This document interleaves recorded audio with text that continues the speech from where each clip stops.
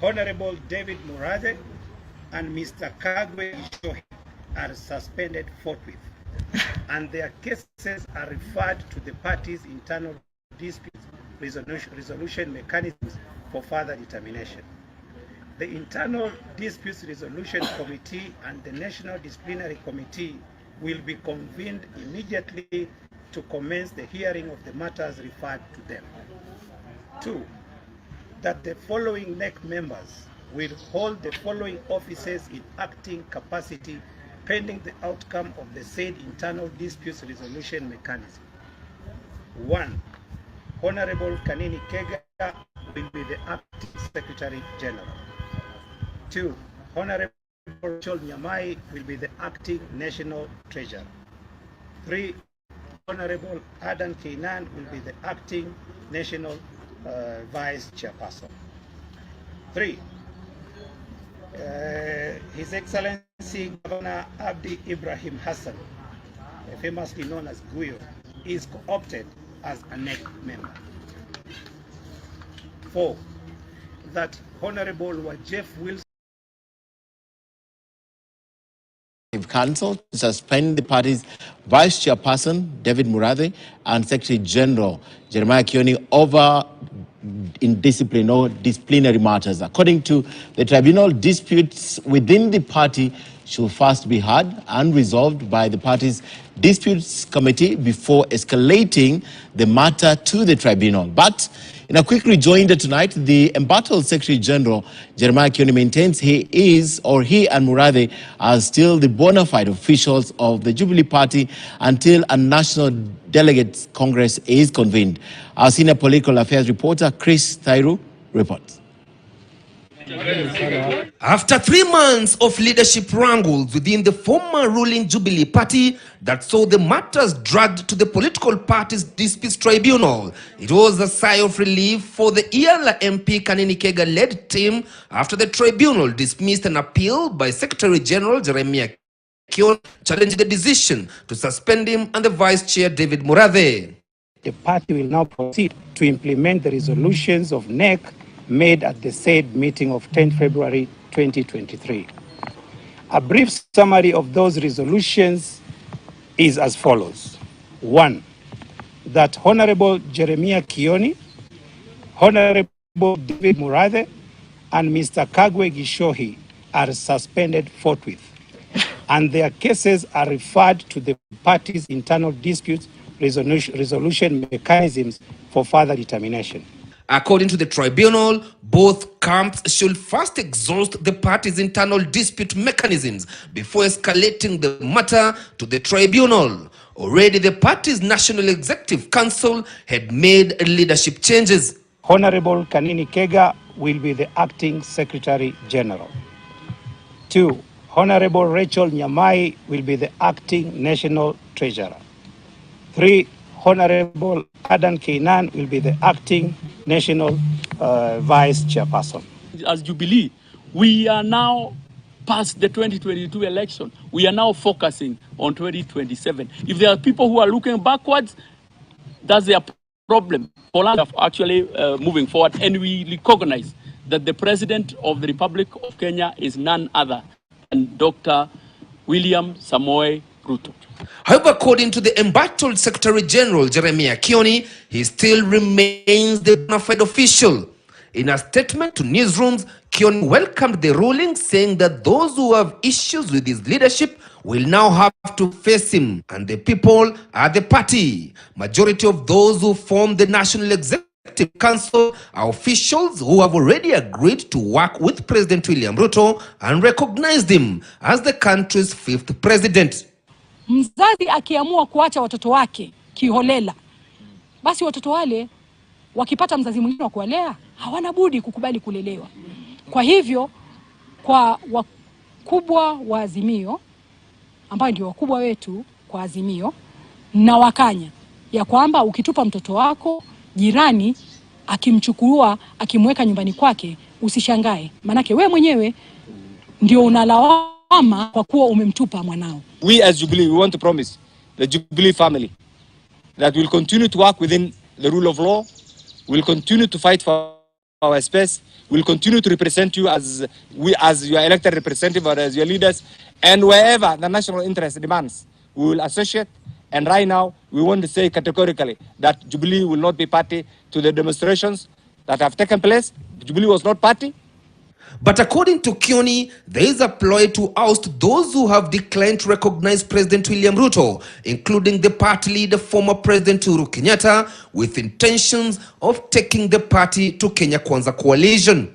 Wamenyimwa kamati zote za umuhimu, wamenyimwa nafasi za uongozi pale ndani ya bunge. Nafasi hizo zimekuwa zikiporwa na kuchukuliwa na watu wale wako kwenye chama cha chungwa. However, the Kanini Kega team has confirmed to KTN News that former President Uhuru Kenyatta remains the party leader. And Party Secretary General Jeremiah Kioni ejected from the positions they hold, proposing them to be replaced by Eldas Member of Parliament Aidan Kenyan as Vice Chair and Kanini Kega as Secretary General respectively. This amidst confusion as the party leader, retired President Uhuru Kenyatta, is the one with the prerogative of convening a National Executive Council meeting and approve such decisions. NTV's Melito Letenges reports. The relationship between the Jubilee Party and the Azimio la Umoja Coalition Party is now on the rocks, just 11 months after the party joined the coalition. A National Executive Council meeting convened in Nakuru today ended in a resolve to exit the Azimio coalition and also suspend the party's Vice Chairperson David Murathe and the Secretary General Jeremiah Kioni. Iala MP Kanini Kega has been proposed as the new Secretary General and Eldas MP Adan Kenyan picked as the new Vice Chairperson. Pending the convening of the Special National Delegates Convention, one, that the National Executive Committee commences the process of exiting the Azimio coalition. Two, the National Executive Committee engages with the ruling coalition on the possibility of creating a working cooperation arrangement with it. This move, however, is a hot air coup based on the law on coalition agreement, and the party has to file a notice of 90 days. I have had a brief encounter with the coalition agreement that governs the Azimio relationship. And what comes out very clearly under Article 22, 21, and 23 is that a member of an Azimio coalition can only leave after the election, after 3 months following the happening of an election. So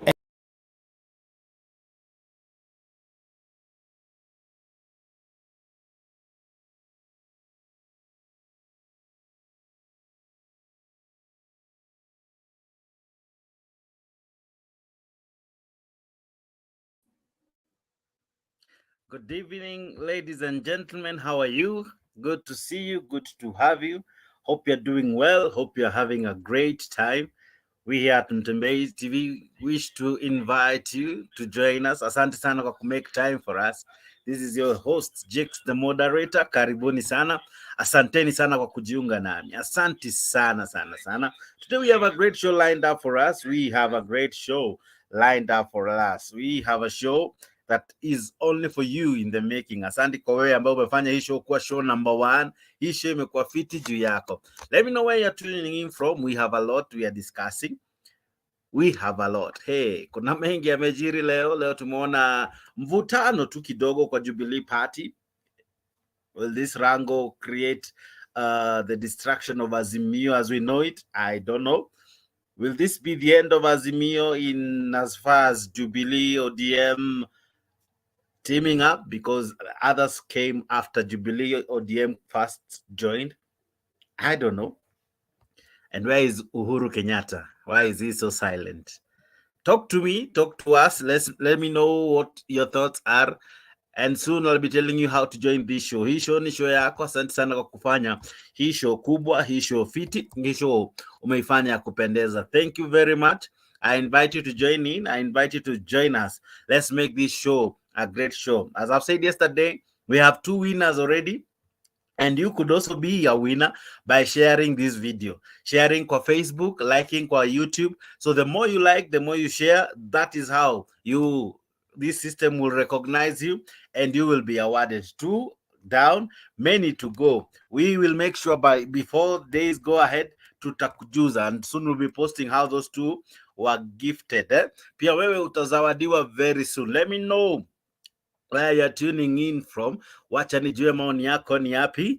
What does this mean in our politics, that Jubilee is moving out of Azimio, or rather members elected via Jubilee have decided to go away on their own way after meeting the president, William Ruto? Is Ruto slowly hemorrhaging Azimio? Is Baba being dismantled every day? Is he a general without soldiers? I don't know. Let me hear from you. Is Baba losing slowly without him noticing, while he's focusing on maandamanos and all? Is he losing slowly but sure? Let me know. Let me know. Send in your comments. Tuma maoni yako. Wacha nijue unatazama ukiwa wapi. Zaidi ya yote nimekujuza hivi kwa kushiriki tu, kwa kushare, kwa kushiriki tu, kwa kulike via YouTube, tunakuzawadia. Imagine, just by sharing, we award you. Thank you so much for you who has been tuning in to this show. This show comes to you every night from 10 p.m. and this is your show. Above all, I'm your host, Jakes. Karibuni sana. Nyinyi ni wazalendo. Asanteni kwa kufanya Mtembei Show one of the greatest among the many. Asante sana. Let me know where you're tuning in from. We have a great show lined up for us. We have a great discussion happening now. Let me know where you're catching me from. I'll be telling you just how to join in the show through the links that I'll be sending. I see Cletus Gitonga being the first person kutuma ujumbe. Karibu sana Cletus Gitonga. Sijui unanitazama ukiwa wapi, nieleze kaka. Kelly Peter na kuona, asante sana. Beatrice Namale from Saudi Arabia, I can see you my sister.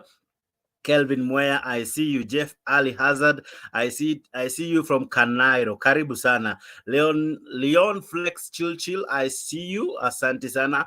Ohunga Tom, I see you. David Njuguna ninakuona. Emmanuel Lastborn, uko ndani ya show. Karibu sana. Kelvin Miringu na kuona, unasema uko Kayombo Tole. We, watu wa Kayole vipi? Karibu sana. Wale Nisi uko ndani. Aha, namwona Florence Wambua from Ngara. Karibu sana Florence, my sister. Thank you for being part of this show. Namwona nani hapa? Ryan uko ndani from Kisumu City. Habari ya Kisumu. Ithinade. Nani mwingine yako hapa? Zach Karanja na kuona, you're waving. Karibu sana kwa show. Eriko uko ndani. Wallan, unasema Wallan. Sijui wewe inajibiwa aje ukishasalamiwa Wallan. Nieleze hapo kwa comment. Karis na kuona unaniwevia vipi Karis? Dennis Ondieki na kuona. Dr. Recap uko ndani. Karibu sana. Is this the house of cards that is falling? Was Azimio built on quicksand? We saw many parties forming Azimio, but slowly but sure, even after election, the first week, we saw many leaving. What is happening to Azimio? Wewe mwana Azimio, what is happening to your party? Azimio used to be a big thing. Over 20-something political parties came together, made a huge party. But now, hey, kamewaka. Let me know, let me hear you. Namuona Vivian Atieno akondani. Namuona Elijah Nyarobia ukondani. Unasema uko Keroka. Vipi watu wa Keroka? Karibuni sana. Let me know where you're watching me from. Let me know where this is finding you live. Thank you for joining me live. Thank you for making this your #1 show. We never take this for granted. This show has been made possible by you sharing, liking, and above all, following this channel. This channel is your #1 channel. It is in this channel that you find great and news-making issues coming to you live. Mtembei is your #1 station. Karibuni sana. Namwona Gitash ako hapa, lakini ananienjoy ya Keroka. Let me know where you're watching me from. Gitash, karibu sana kwa show. Namwona John Mwikaria ako ndani. Unasema greetings to you all. Karibuni sana, karibuni sana. This is your show, your #1 show. Your show that you have made possible by just being live. Na mwana Vivian Atieno anasema hivi, Zakaya afungue server ya IBC, sio server ya anaongelea Omanga yake sio server. Of course, pia kuna news making headlines. We have seen Millicent Omanga akitrend for all the wrong reasons. I don't know if it is her. I don't want to be the devil's advocate here, but all I'll say is Manzejo wa Kenya bana we sawa. I see Babu Owino as well is trending. You'll soon find out why. He could be going to jail, probably. I don't know. Nakwambia ni kunoma. Hii Kenya every day things zina happen motomoto, vitu kalikali, vitu ambavyo vina kuchekesha, vingine vina kushtua, lakini kuna watu wanauliza hivi, server ilikuwa ipi nilifaa kufunguliwa? Sijui maoni yako. Heshima kwangu kwa wadada, tafadhali, haikuwa fair. She's someone's wife, someone's mother. Whoever did that, I don't know. I leave you to the people of Kenya to decide. Was it good? Was it fair? I don't know. Tell me. Is it always good to share someone's nudes? Especially someone's mother. You might not respect her being a wife, but someone's mother, she has children. Talk to me. Namuona Ryan ako ndani, karibu sana. Namuona Vivian Atieno ako ndani. Vivian, unasema Zakaya afungue server, lakini umekataa server ya Omanga Millicent. A lot is making news. Let me know what your views are. Jubilee has decided to bolt out of Azimio, but Kioni still is adamant that Jubilee bado iko gangari na Jubilee inasalia Azimio chini ya kiongozi Uhuru Kenyatta. Why is Uhuru silent? Why is he not making some noise? He says Raila is his brother, but we don't see him. We are not seeing Uhuru defending Raila. Ako wapi huyu jamaa kiongozi shupavu? Jamaa alijita Simba Uhuru, where are you?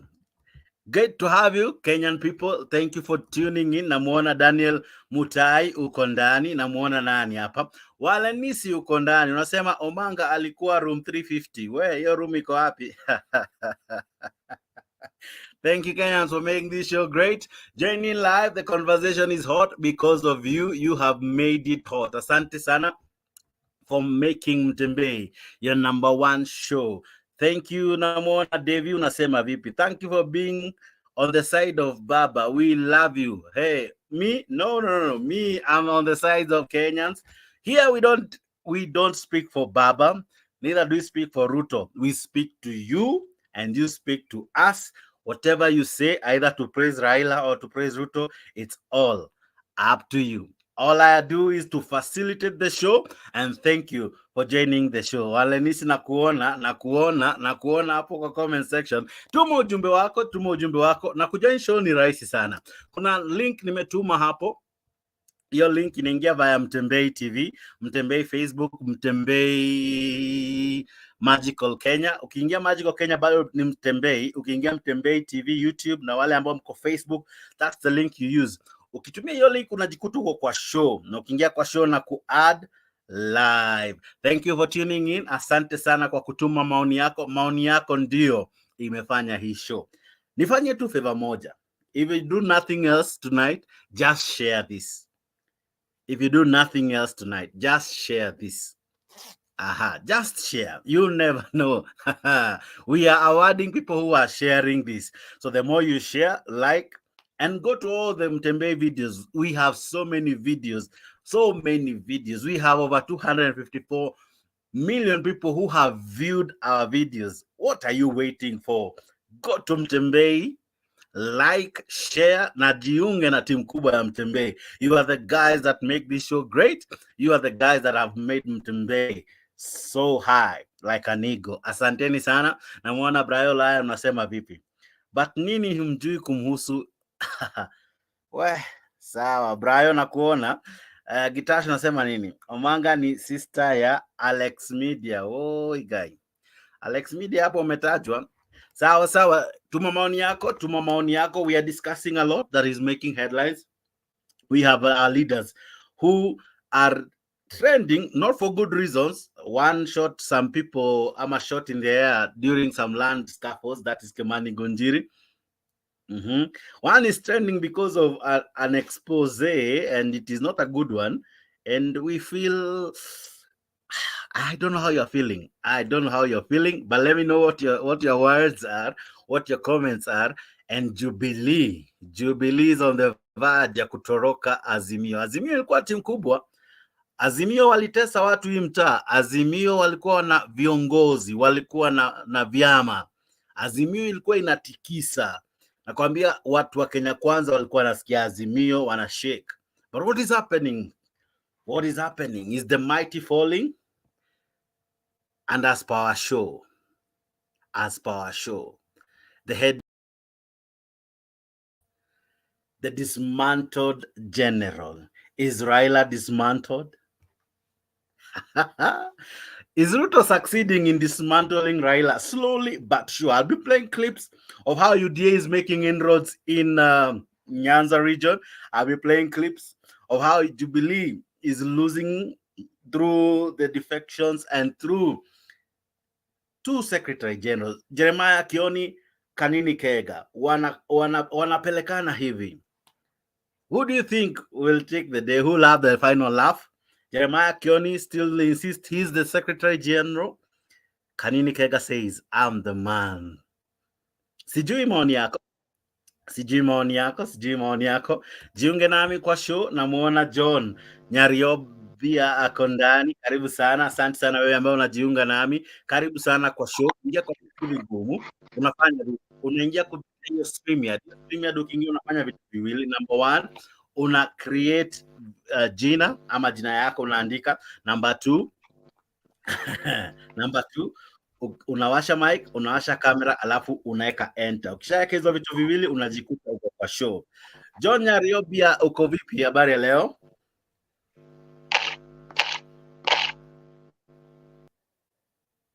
Okay. Usiogope. Hii show ni show yako. Thank you for joining me. I'll be inviting many who are joining us live. Thank you. Let me know where you're catching me from. But before we go on, let me play a clip from Jeremiah. Ambaye anasema bado yeye ndio bonafide Jubilee Secretary General. Elijah, karibu kwa show. Thank you for Secretary General, or should I ask, are you still the Jubilee Secretary General? I was struggling to follow a little bit of what was going on, but let me say this, that on the 13th of February this year, a team of people went to Nakuru and held a meeting. That meeting, they called it a neck meeting. But we have details of the meeting because we even have the CCTV footage. After the meeting, they came and wrote to the Register of Political Parties, forwarding the resolutions that they took and asking the registrar to recognize those resolutions. The registrar wrote a letter recognizing those resolutions and attempting to install those officials from Nakuru as the new party officials. We went to court. We got a stay that was given to us pending the hearing and the judgment. The judgment was delivered today, and in a nutshell, what happened is that the letter that was written by the registrar of political parties, recognizing the outcome of the fake meetings in Nakuru, was declared null and void. You do not need to go to a law school to understand what that means. If that letter is null and void, it means that any name entered in the office of the registrar as an official of the party must be struck off as in line with that letter. Okay. What does that mean? Those who were there before the purported coup remain in office, and if there is an issue that others would want us to sort, they will now have to bring it to the office. And I must say that we are happy with that ruling. We had not gone for anything else. We had just gone for the nullification of that attempt by the registrar to recognize things that were done completely out of the provisions of both the Political Parties Act, the Constitution, and even the party's constitution. Okay. And I think it's also important to say that members of NEC or officials of Jubilee were elected in an NDC meeting on the 26th of February last year, 2020. 2022. Okay. Anybody proposing to remove them through the back door, you are really wasting your time. And I can tell you that you now, the good thing about this is now that is that the party now is with the members. Okay, SG, let me ask this. The members of the party will sort you out. SG, let me ask this. The long and short of what you're saying is that the letter or the recognition that was given. Let me know what is happening. Also where you are. Nieleze je, is Azimio coming to an end? Ilikuwa team kubwa. Hey, Azimio ilikuwa team. It was a party and a half. What is happening now? Elijah vipi? Elijah vari leo. Poa. Umeshinda vipi? Jana ulinichorokea mapema. Salama sana kaka. Jana ulinikimbia mapema, nilienda kukuuliza tu hivi nikaona ala. Habari leo lakini. Jana ni network ndio ilikuwa inanisumbua. Pole kaka. Baadaye niko salama sana kaka. Niko salama. Aha, Azimio vipi? Unaona aje jamaa? Wamefanya ile kitu na Jubilee. Kuna mvutano na kuna mvutano Jubilee na inakaa kana kwamba hii ndio itakuwa mwisho wa Azimio. Nakupata, sijui kama unanipata. Elijah, unanipata? Nakupata. Aha, maoni yako ni yapi? Sasa kwa maoni yangu kaka, mimi nakupata. Aha, endelea. Nasema kwa maoni yangu kuna wale ambao wanafikiria ama wanadhani ati Azimio inaweza kuja to an end, but actually what I can tell you my brother, Azimio one coalition is still strong, it is still active. Juu miki tunajua hizo zinakuwa ni zile vitisho tu kidogo kidogo. Yaani ni wale ambao wanafikiria tu ati tukifanya hii na ndo tufanye hii ati hiyo Azimio iishe. Mimi nakwambia kwa kweli Azimio bado iko active. Na tena bado iko strong. Na ukitaka kujua ati Azimio iko active, by the time they called for the demonstration, the first week or the first day of the demonstration, I think that you showed up how people turn up for the demonstration. So there are some few individuals that are being lured by some guys. So they are trying to create some of the errors in the Azimio. But what I can tell you, the story of Jubilee in the Azimio. Jubilee is still in Azimio. And the Secretary General of Jubilee is still Jeremiah Kioni. Of which Kanini Kenya and whatever, those are just like the residues. We talk of the residues. Yani ni zile matakataka zenye ni mabaki. So hakuna venye unaweza niambia ati umekata mboga na ile mboga yenye imebaki ati unataka kutumia kupika, of which huwezi tumia kupika hiyo. So akina Kanini Kega, okay. They don't, yani they have lost the way. They don't know which way to take by buying Azimio. Though they were lured by the government, which is good. They went there for their own sake. They went there for their own stomach. But we as the people of Azimio, what we can tell them, we will not follow them. Okay. And for sure, they cannot take over the party. What I can tell you, Kanini Kega hawezi kuwa Secretary General of Jubilee. Yani ni panganga tu. Wanajaribu huku na huku, but finally hawata succeed. they won't succeed anymore. I just want to assure you, my brother. That's Jex. Acha nikwambie, wewe jua tu leo Azimio iko strong. Azimio iko active. Unalipa? Nakupata, bado iko imara, tuko gangari kama wana.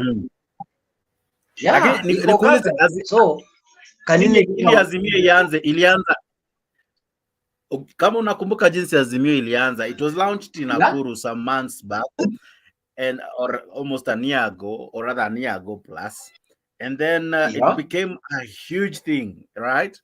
But it was because of two parties that came together.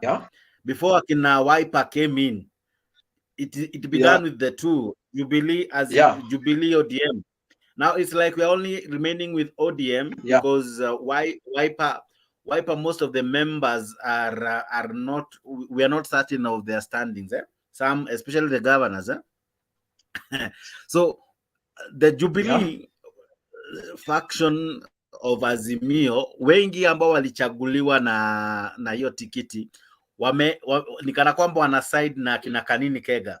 So who remains with Jeremiah Kioni? Jeremiah Kioni akona nani? Does he only have the office and the office and the staff, but no elected leader? Or what informs Jubilee as a party? Because members that's not a big case. So let me tell you, that's not a big case. You know, those guys, the guys like, for example, Elijah, Kenya is in Azimio, but it has no member, so it is only Mother Karua. So even if Mother Karua shouts to the rooftop, she's the only person from Kenya. So Jeremiah can also remain the same, the only person from Jubilee, but hana wafuasi. So ukona jina too, but there is nothing about it. No, brother, let me tell you one thing. Please do. You know, we as Kenyans, you know, we as Kenyans, there is just only one thing that we don't understand. You know the problem with that? Ukiona tu Mkenya anahama akienda pande ingine, si ati anaenda huko kutafutia sijui wale ambao walimpigia kura. So for example, hao watu wa Jubilee wenye wanahama, hao watu wamehama juu they were what? Walidanganywa ati nyinyi vukeni mpaka mkuje huku ati we have got something good for you. And that's the problem. The likes of Kanini Kega hawajielewana, ajielewi, ajui hata ako wapi. The likes of Sabina Chege, I don't know her name. Mita ngwae atoke avuke mpaka nilisahau jina yake.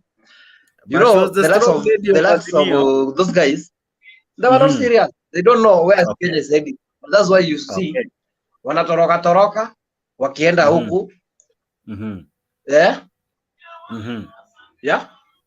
Okay. Yeah.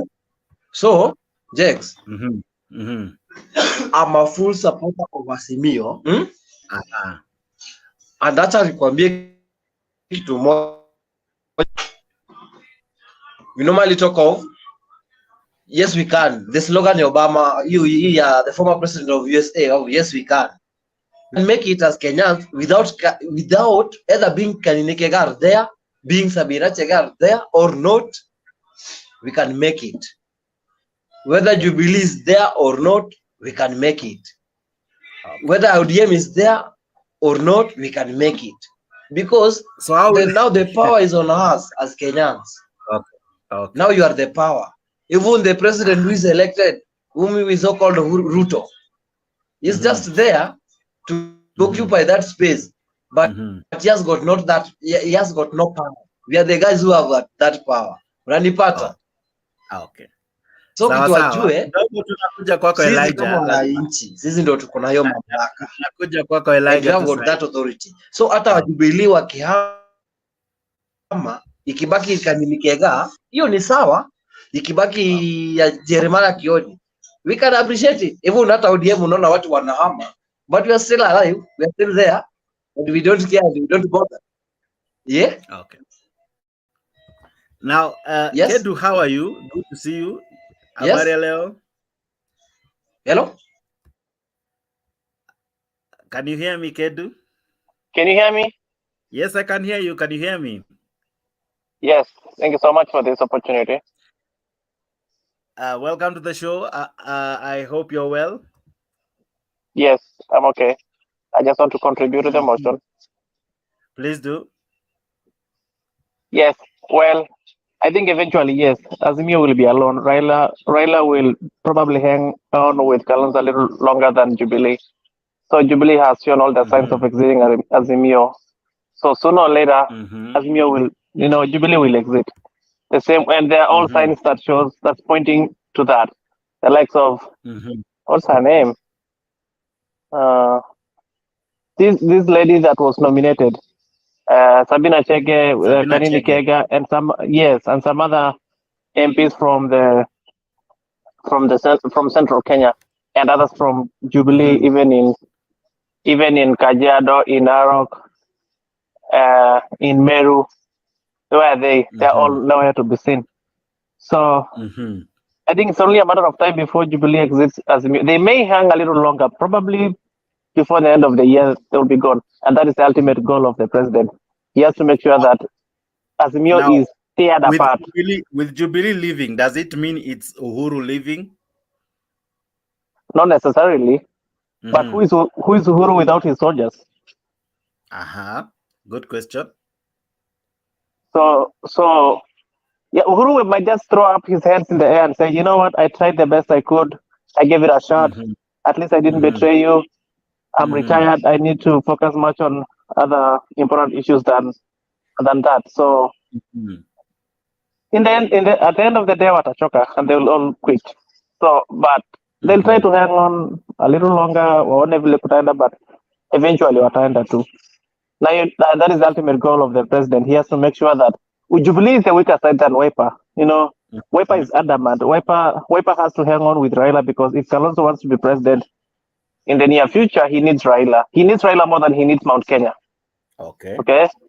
So the Ukambani guys might a little bit be very loyal to Kalonzo, very loyal to Raila, and stay in Azimio, hoping that Raila will return the favor and endorse Kalonzo in 2027.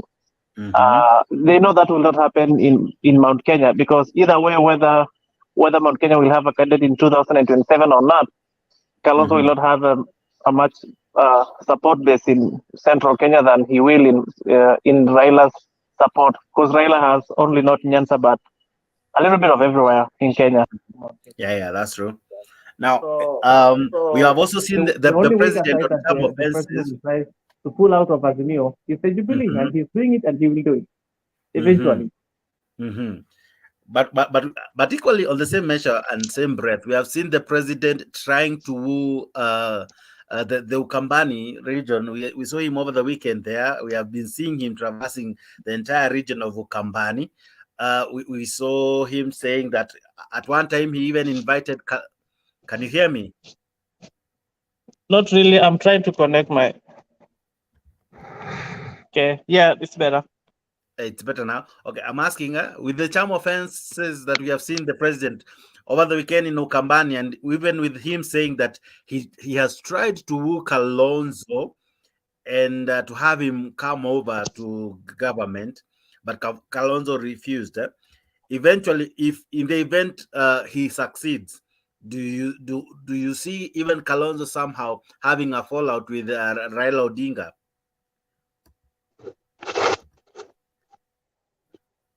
That depends with his own ambitions. What does Kalonzo want, and where does he see himself being in 5 years? Or how does he want to exit his political arena? He doesn't have a lot of time left here too. So where is his political ambition safe? Is it within Kenya Kwanza, combining Jubilee and Kenya Kwanza, or is it with Raila? So I think if Kalonzo has any future at the presidency, which I think he has, and He's probably the next guy we are looking at. Raila is old. He's the best candidate we've ever thought he would be the president, but he's not been. The only other hope we have is Kalonzo. So I really think, as far as the presidency is concerned, and Kalonzo and the likes of Musalia Mudavadi and Ruto, the only person Kalonzo can hang around with is Raila. So for his own good, and if he exits, that's it. That's done. I don't think he will ever come back because he has I no wanted any to space listen in to Kenya these Kwanza. sentiments by the Ruto president. cannot trust Kalonzo Listen more to than he does trust his own soldiers, Gachagua and Mudavadi and Papa Aroma and so on. So Okay. Kalonzo does not expect Ruto to endorse him as president of Kenya 2032 ahead of Gachagua, ahead of Mudavadi, and ahead of all the rest. The only thing he can get at most is probably the House Speaker, either of the houses, or maybe the Prime Cabinet position, which is even unconstitutional. But he can never. He doesn't expect to be endorsed as presidential candidate. With Raila, yes, Raila can be pushed. Raila can be forced. People can be forced to endorse Kalonzo as presidency, and Kalonzo can have a stab at it. Whether he will win or not is something else. Okay. I want you to listen to this post, this video and remarks by the president, and let's try to make sense of what the president was trying to bring home. He was in Ukambani on Sunday, and actually the entire of the weekend. These are some of the remarks and sentiments that he had, especially also concerning Kalonzo and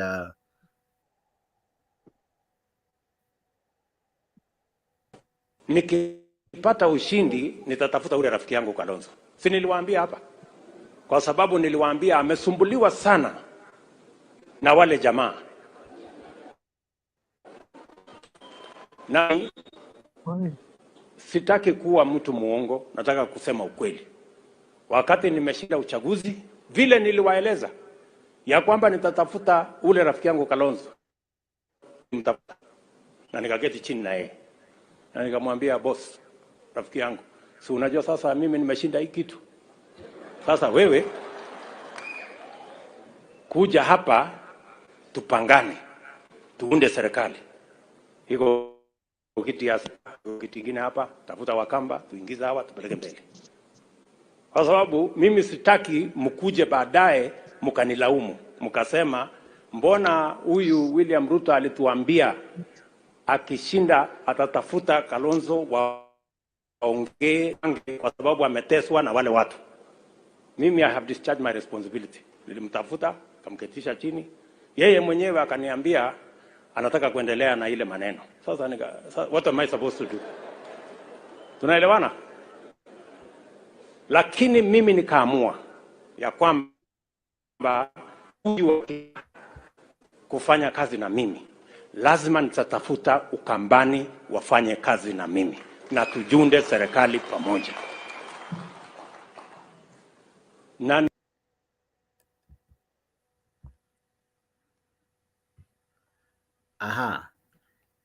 Kendu, what do you make of what the president was trying to bring home?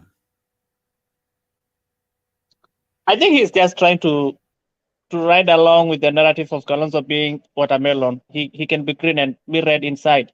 That he can manipulate Kalonzo and have him back him, which Kalonzo I think almost shifted to his camp before the last general elections. And he's trying to threaten him, and he's trying to give him a good deal that blah blah blah blah. I can do this, we can do that, so on so forth. He's just trying. He knows that the next threat is Kalonzo Musyoka, and if he can have Kalonzo join his camp before 2027, even if Kalonzo went back again against him in 2027, atakuwa amejaribia, because he will just be shifting from Azimio today to UDA tomorrow, back to Azimio, and then he's going alone again 2027. Atakuwa may lose base. So I think the president understands well that Kalonzo is the next threat. If he gets Odinga's backing in 2027, and the government is not doing the best things right now, not only because the government is failing to deliver, but it's because of all the global things the world is facing. So Kalonzo can have a good support base in 2027, and he can be a very neutral, a very fresh candidate, new in the game. People might listen to him, and so on. So he's just trying to make sure he has a very good opportunity to retain his seat in 2027. And I think I agree with Kalonzo. He made a smart move not to join him. He would rather die alone, standing, than begging under his knees to become something like an ambassador somewhere or a peacekeeper somewhere. Okay. Just in his pocket. So I think he made a good decision, Kalonzo, and the president is trying to weaken the opposition further and further. So that's why the shift is shifting to Jubilee, and just to make sure Azimio is not united. I stand with Kalonzo though. He made the best move if he wants to be president. Kendo, I'll be coming to you just now. Let me. I'll be coming to you just now. Just hold on there. Allow me to ask another panelist some 2 or 3 questions. Then I'll be coming over back to you, Kendo. Let me ask Maina. Maina, how are you? Fine, thank you. How are you, Mr. Moderator? Jana uliniacha hanging, but anyway. Unajua tulikuwa tumeambiwa kwa ahadi za Kenya Kwanza. Kenya Kwanza walikuwa wametuambia internet will be free, eh? But that has never happened. That is the reason why we have a unstable internet. And but before their promise, how are you surviving, sir? We were buying bundles of 20 bob and 30 bob. We are back there. But now, kumbe, it was a lie. But anyway, how have you been, brother? I'm well. How are you? Awesome. Tuko area, tuko Kenya. Na tunashukuru Mungu. Tuko karibu kufungua pamoja na Waislamu. Unajua wakifungua ndio tunaingianga kati. That is when we come with our spoons. So that we open together. Yeah, I think that will be on Monday. Eh? I think that will be on Monday. Yeah, it'll be Monday because on Thursday we might be having demonstrations against the ruling government. So I love that word, the ruling government. Okay. Yeah, it is ruling. There's some things we should accept, like people, because they might have stolen election, and they might have bought the Supreme Judges, they might have bought Jabkati, but eventually when you buy these people, they make you what you are. The issue, what we do not accept as a people of Kenya is the legitimacy. Legitimacy, you can buy everybody, you can buy all the opposition leaders you want, all the institution you want, but the legitimacy still lingers. Because legally, the president of Kenya globally is known as William Ruto. But inside the majority of Kenyans, they know this man did not win the election. He actually topped up his whatever from he colored the basket and then he topped up, and that is the truth, and that is why we still insist on the server. The server has to be open. Anyway, mambo namna gani lakini? Tuko salama. Over to what we are discussing, eh? Yes. Jubilee today made 2 statements, one from Kanini's faction and the other one from Jeremiah Kioni. And in fact, he says tomorrow he'll be issuing a statement in regards to the court ruling. Yes. It's almost apparently clear that Jubilee finally will be splitting with Azimio somehow. If not the leaders elected through Jubilee, the party as Jubilee. So what do you make of it? Does it signify, does it have a meaning, politically speaking?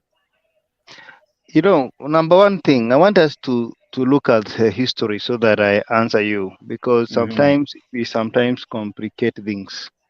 I am a Jubilee member myself, as in I am Jubilee. But one thing I know about these parties in Kenya, they are a vehicle to win an election.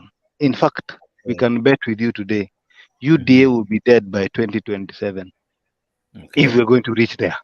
If we're not going to open the server and see the truth. But if we reach to 2027, UDA will be the most unpopular party in Kenya. That one you can take it to the bank, because since 2001, 2000, the most popular party was NAK, N-A-K. That is what won the election. But 2007, there were two major political parties. There was There was PNU and ODM. There was PNU and ODM. And you know, ODM has always been there, but has been using another name to make it significant, because the truth of the matter is that Kenyans love new vehicles. They love new parties. UDA was very popular before this election, but because of the unfulfilled promises, I'm telling you, they are losing. If we conducted a true research, the numbers that are supposed to, in fact, if you put Azimio and of course UDA in a table and vote against those two, you'll find that many people will resonate with Azimio so much than UDA, because UDA now is a punching bag. And all over the world, that's what happens. The ruling government sometimes is a punching bag. That's what they say. By the way, do you know Ruto is where Uhuru was at the end of his at his 8th year? The 6th month of Ruto is where Uhuru was at his 8th year, because we are on the ground, and I am so sure you're also on the ground, that even the people, even the people that voted for him are murmuring, are saying, hey, like in this guy with some lies, but this guy with some unfulfilled promises. So as much as we want to give him time, there is an indicator that this guy cannot deliver anything, even Kibiriti. So we are. What I'm trying to say is, Jubilee is dead, same as NAK, same as Kanu. Those parties are gone. In fact, what we have now is UDA, and UDA is dying. In the next 2027, my friend, unless they look for a new vehicle that will entice people, UDA, nobody will want to be associated with it, because they won the election, and I am from Mount Kenya, I can tell you, through bashing the president, through lying to the Kenyan people that the reason why they are poor is because Uhuru Kenyatta has stolen everything from them. It is because the dynasties are making their life hard, and they stole. They told us so many stories, even about cartels. That once they put the Bible down and up and aside, the cartels will be gone and life will be good. What are we seeing today? In fact, let me tell you the truth. I'm in Mount Kenya right now. Do you know even the coffee prices are going down? Okay. Do you know the farmers are so bitter? Milk. By the time Uhuru was getting out, it was almost being sold at 35 shillings. Now it is 30 and 28. So what we are trying to tell you, my brother, these people are not going to be celebrating and beating up drums going to vote for Ruto. It is not going to be like that. And I want to tell people, that Kenya is a very dynamic nation. When people see things are not happening, then they will be jittery. I think what Ruto thinks is that by buying leaders, buying the most outspoken leaders, for example, in Mount Kenya, he makes sure that Gachieda or Gachagua is in his basket, and then he takes Ishongwa and Edenyoro, and then he goes to Western, takes Galwale, takes Wetangula, takes Mudavadi, and goes to Kamani, takes Kalonzo, takes all those Kinamutua.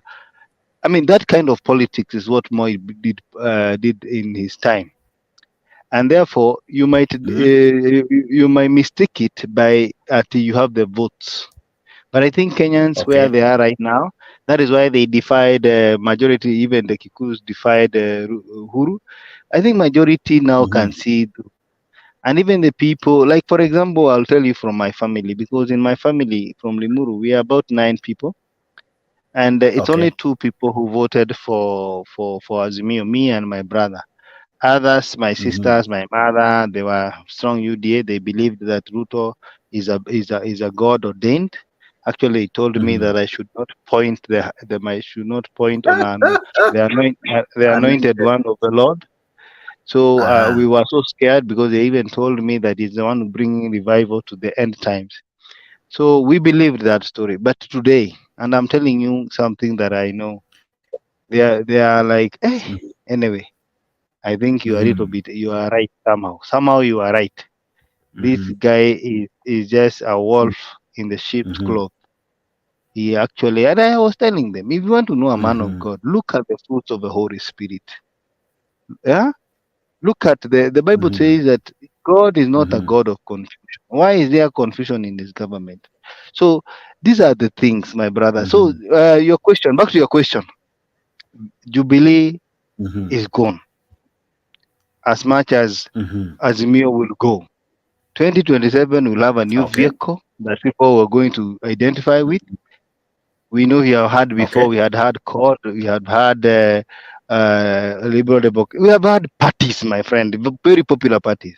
So there is nothing like UDA will be the most unpopular party, and I can tell you for now, it is the most unpopular party because it is not delivering on anything to anybody. Yes. But what now is on the chopping board is Azimio. We are seeing serious hemorrhage. It had over 29 political parties joining it to form a bigger coalition. But now I don't know how many are remaining, and even those who are remaining, I don't know how many members are still in it with allegiance to Baba. Does that weaken the general Raila Odinga? It doesn't, and it makes him very strong. By then, you see, let me tell you, I told you one thing. Just like even the United States, when you're in the government, you become the punching bag, my friend. If you ask me today who is more popular between Raila Odinga and Ruto, obviously it's Raila Odinga, because he resonates with the people who are asking for school fees, who are asking for unga. I mean, it goes without saying. So for me, telling me Azimio, by the way, it is a party by itself. If you've led the political parties bill, Azimio is a party by itself. In fact, those parties that had joined Azimio, some of them were parties of one person, of two people. So it is not about those parties. It's about the ideology now Azimio is selling, and that is why you see majority of us right now go to any county today. You find that you will find as an Azimio. In fact, today, even the people who voted, and I'm telling you, who voted for UDA are jittery about UDA. In fact, they are very much ashamed to defend this regime because it has done what we call the major economic blunders in history. We have never seen blunders that have been done, like buying fuel by kununua mafuta na madeni, kuenda kukomboa mashamba Zambia ndio tupate mahindi. I mean, blunders that you have never seen in your life. Those are things that people are like, kwani hatuwezi panda mashamba hapa. You know, that some of these things are not making sense. So those are things that are really confusing the people of Kenya. Sawa. So Azimio might go eventually, but it is still the most, whatever name it is going to take before 2027. Whether it is Azimio, whether it is Sava, it doesn't matter what name they are going to take. It's going to be the most popular party in the next election. Kedu your words. He said that Kalonzo is the man to watch, and if he plays his cards well, and for example, if Baba feels he has stayed long on the stage and feels he needs to exit, that Kalonzo may be the best man standing. Do you agree? Yes, I agree with him. I agree with him. I mean, I just forgot to mention the history about CORD, about NASA. Then we came to Azimio. Just like those other two, Azimio will be nowhere seen in 2027. I mean, I really, really agree with him. He knows what he's saying. I mean, he's on the ground, so he knows exactly what is going on the ground. He's very smart, and his analysis about the current affairs of politics in Kenya is top. So if Kalonzo plays his cards well, like he said, he's the man to watch.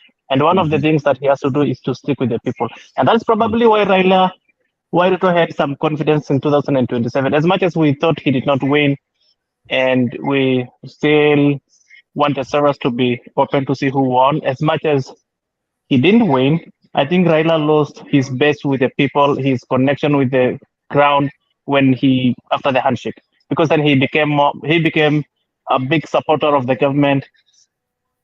I mean, even in the rallies, you would hear Raila saying, "I'll talk to Uhuru, I'll tell Uhuru to do that and that," and he would talk to Uhuru, and Uhuru would do whatever Raila says. So I think then the common Mwananchi resonated well with Ruto, and then Ruto spoke the language of the poor hustler, bottom up, mama mboga, etc. Then Ruto again failed to deliver. So if Kalonzo and Azimio can copy from him and resonate well with the people, go onto the ground, oppose the government when they have to oppose the government, do what they're supposed to do, be on the right side of affairs when they are supposed to be, plays their cards well, I think Kalonzo has a future. Now, you bring out the issue of CORD, you bring out the issue of NASA, but over the years,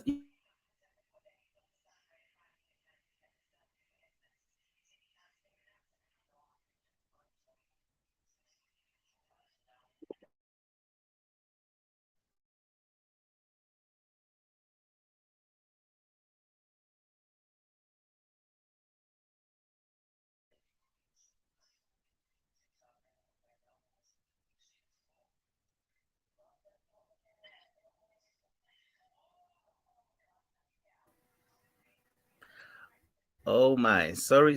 It is what Maina was describing. It is what Maina was describing, that tunakuwa na issue na network. Sorry, it is my network. But I was asking, you mentioned CORD, you mentioned NASA, you mentioned people who were once with Raila Odinga. They seem to always be moving on immediately after election. He seems to be stuck. Probably he's doing the same thing. Yes. Except for Kalonzo, because if he has any chance, if he has any stab at the presidency, it has to be with Raila. Because look at Kalonzo, which support does he have except for his Ukambani backyard? Which other support does he have? Some may also argue that Kalonzo himself has an indecisive character. You see, even in 2022, one moment he's supporting Raila Odinga, the next moment he's also showcasing his running mate, the Sunkuli guy. So we saw so many tactics that he was doing. Some didn't favor him. One moment he was saying he would be a fool to support Raila Odinga for the third time. Yet again, it still did. So even as a supporter of, let's imagine I'm a supporter of Kalonzo from his region or from wherever, but I see him today is telling me this, tomorrow is telling me this.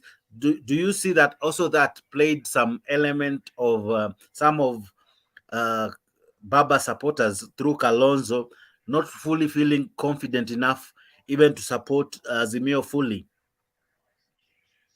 Yes, I know. And in politics, you make errors, and there is room for. There's time that you have room to make your errors correct, and sometimes you don't have enough time to correct your own errors.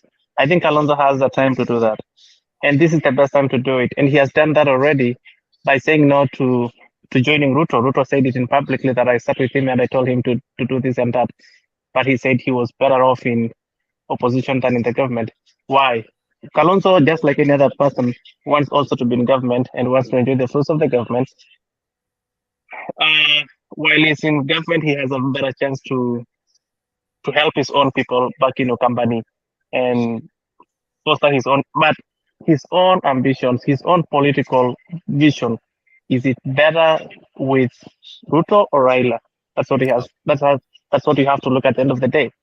So Kalonzo is older than Ruto, definitely. So Ruto has more other soldiers behind him that have stood with him in the past, that have gone through hell with Ruto. They stood with Ruto and stuck with him to date. What makes you think that Ruto will support Kalonzo ahead of them? None. Okay. And even if Ruto were to support him, Kalonzo, and Ruto is in government, and the government is taking all the punches, like my friend said, do you think anybody who will be supported by Ruto in 2027 or 2032 will be heard by the people? I doubt. So the only safe place for Kalonzo is to start with Raila, is to start, not even necessarily with Raila, but just to be on the opposition side and point out when the government does wrong, corrects the government, keeps the government in check, and just do what opposition is supposed to do. If Kalonzo does that very well, stands firm, stop this habit of being yellow tomorrow and being red tomorrow the other day, Kalonzo has a good future in 2027. And that's very easy. I mean, we know our habit as Kenyans, we forget so easily.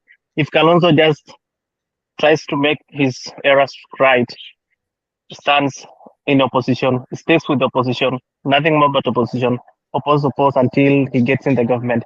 By 2027, 2032, we would have forgotten, oh, this guy has always been there. He has supported Raila 2013, 2017, 2022. It's time we should give Kalonzo a chance.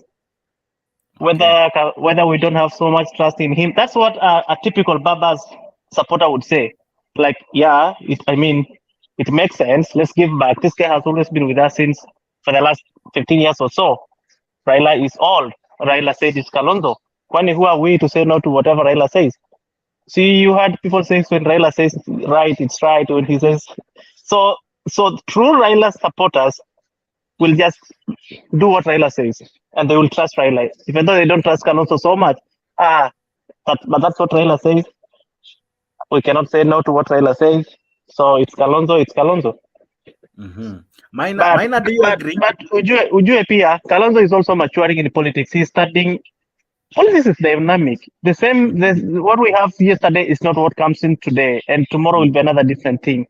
So Kalonzo is also taking the notes. Kalonzo is also trying to figure out what works best for him. Time is moving. He's getting old. He's been in the game for too long. He's probably the most senior politician we have in the country right now. So it only makes sense if he's to this. In equal measure, if I may ask you the last question before I go to Minor, in 2007, if everything is held constant, let's imagine there was a clear winner. Do you also tend to think that somehow Kalonzo costed Raila the presidency, given that he went alone, didn't assure Baba that commanding lead that he needed, because he had over close to 800,000 votes, which if they were added to Raila, then that could have really been something else. It would have been the game changer. Yep, but that has been about 15 years ago. So who the hell cares anymore? So yes, we might argue. So it's clear if Kalonzo had supported Raila in 2007, maybe the margin would have been almost impossible to rig Raila out. Probably impossible. But then whatever happened, and Kalonzo has been loyal to Raila since then, since 2013 to date. So I think Raila would really. Then even with Kalonzo in 2013 and 2017, we've always been saying that Raila was rigged out by Uhuru twice and rigged out by Uhuru Ruto once, and Kalonzo has been with him. So why should Raila really concentrate on what happened in 2007 than what happened in 2017, 2013, and 2022? So it only makes sense if we reciprocate and give back to Kalonzo for once. For maybe Raila was never decided by God to be president, but Kalonzo is. Who knows? Okay. I'm just saying, as a Baba supporter, I'm just saying that. I mean, I think it's high time that we should consider Kalonzo a top guy. We build our confidence around him and front him to face the Kenya Kwanza people. Minor, what do you think? I stand to be corrected. Let's hear from your other panelist. Minor, what do you think? I agree with him because Kalonzo, having stood with Baba for more than 3 elections, I think he deserves it. I think he should deserve it. He deserves it. And if Baba supports him, naturally, when Baba supports him, Western will support him. That is Luyas, Luos, and particularly Kalonzo can also get Mount Kenya because somehow Kambas are more of inclined to Mount Kenya. So I believe the people who will not be satisfied with this government, and particularly because I told you, Mount Kenya are like a liver. Unajua maini, liver. They are very slippery. So they might get to a point and think, I think let us try something else. So for me, I think Kalonzo knows what he's doing. He's better off in the opposition than in government. As my brother says there, if there's something that destroyed Laira, it is a handshake. Why? Because he took all the blame of Uhuru, all of it, every shortcoming of Uhuru. It is what made many people think that he was actually, they say he was in government, of which he wasn't. But now they believe he was in government because he was defending Uhuru. He was speaking, making statement on behalf of Uhuru.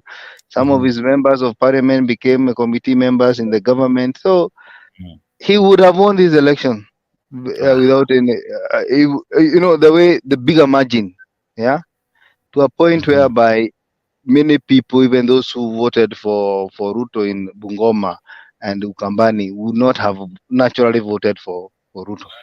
But they thought maybe let us punish Uhuru by voting in Ruto. So that group is still there, but they didn't. It's not that they loved Ruto so much, but they hated Uhuru more. So they realized let us make sure that Uhuru listens to us. So we know that group, and that group is not owned by anybody. And there's still another group of 8 million people who have never voted or who didn't vote. And therefore, for me, I think the best place for Kalonzo to be is in the opposition. He has more political capital. If you understand what I mean, he has more political capital in the opposition than in government. Government makes you weak. Look at Karwale today. Karwale is a person, we call him bullfighter, but he's not significant anymore because he has been bought and he is now been reduced to those loyalists, those people who just sing praises to someone. You understand? When you're bought, you just sing praises.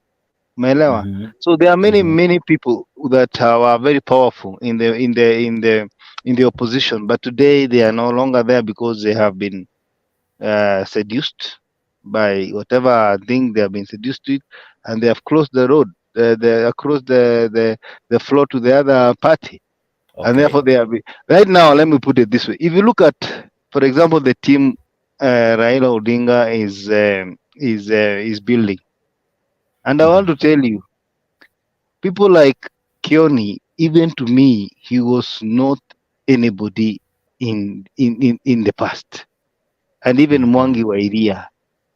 But look at that team now. Look at Kioni. Look at Mwangi Wairia. He has come just the other day. Look at Wamalwa.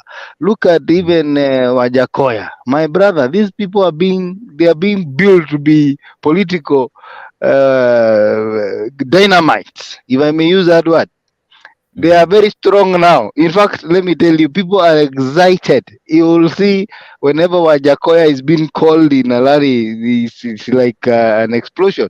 This is a man who was the Sujid Ambadad in the presidential race. But now look at the people around Raila Amolo Odinga.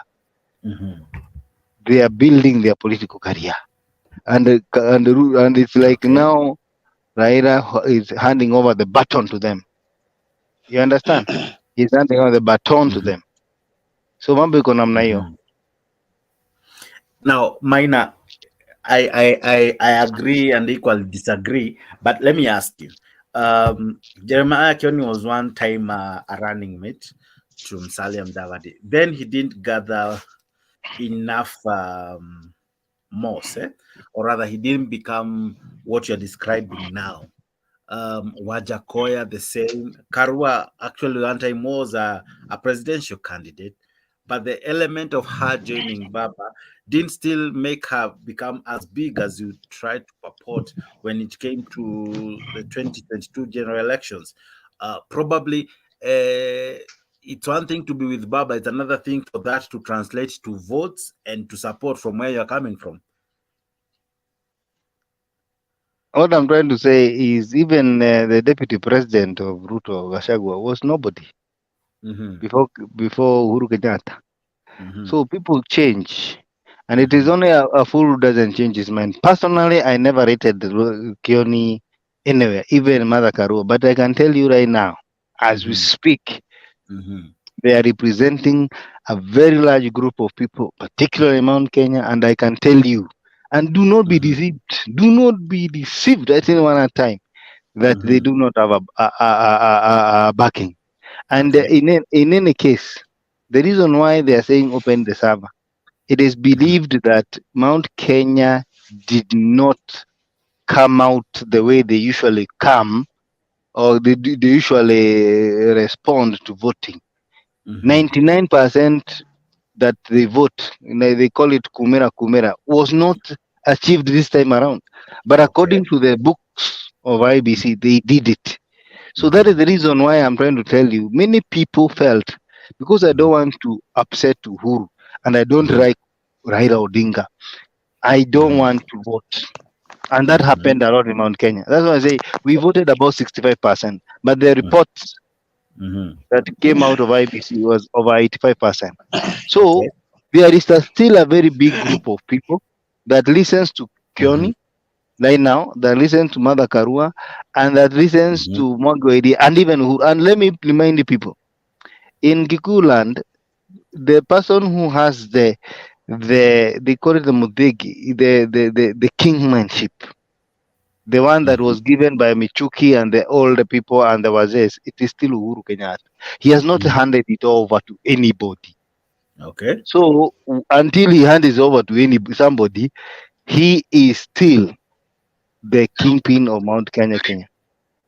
So that one goes without saying that actually you wait and see until there's an occasion now, and people are told now the Mudigi is not going to be given out to somebody else. Yeah. Now there's nobody who can say he's a kingpin of Mount Kenya as we speak. But we know the interim and the person who is in charge of that thing, it's like a Mkwaju. Eh? It is Uhuru Muigai Kenyatta. So don't despise anybody now. The deputy president is like somebody was describing him. I think it's Kiunjuri was describing like a mushroom. Yeah, because he was just a member of parliament for 5 years, and then all of a sudden he became the deputy president. So the way he came in is the way he is going to go out.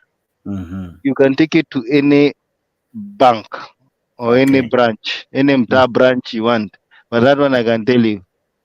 That's how it is.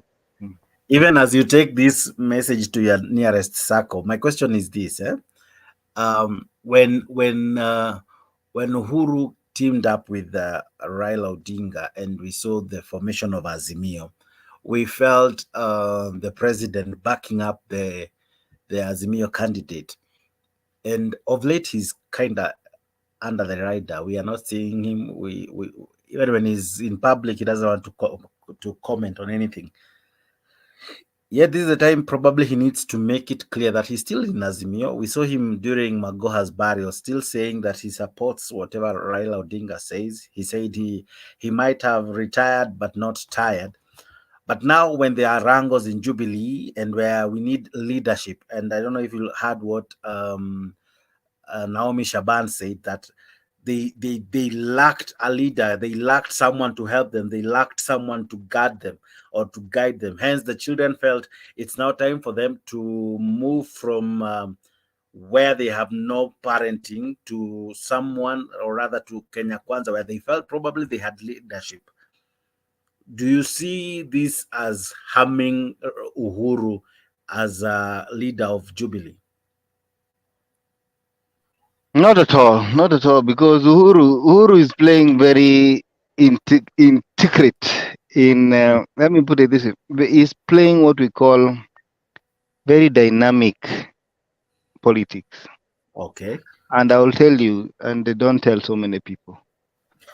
Uhuru Kenyatta, in fact, do you know Uhuru has friends? And most of his friends are dollar billionaires. And if you look at what is really what government of Ruto is struggling on, it is how to manage the public affairs. and the economy. Okay. So mimi nikiangalia kwa undani naona Uhuru has influenced his friends, and that is why you see even internally Ruto is not getting loans.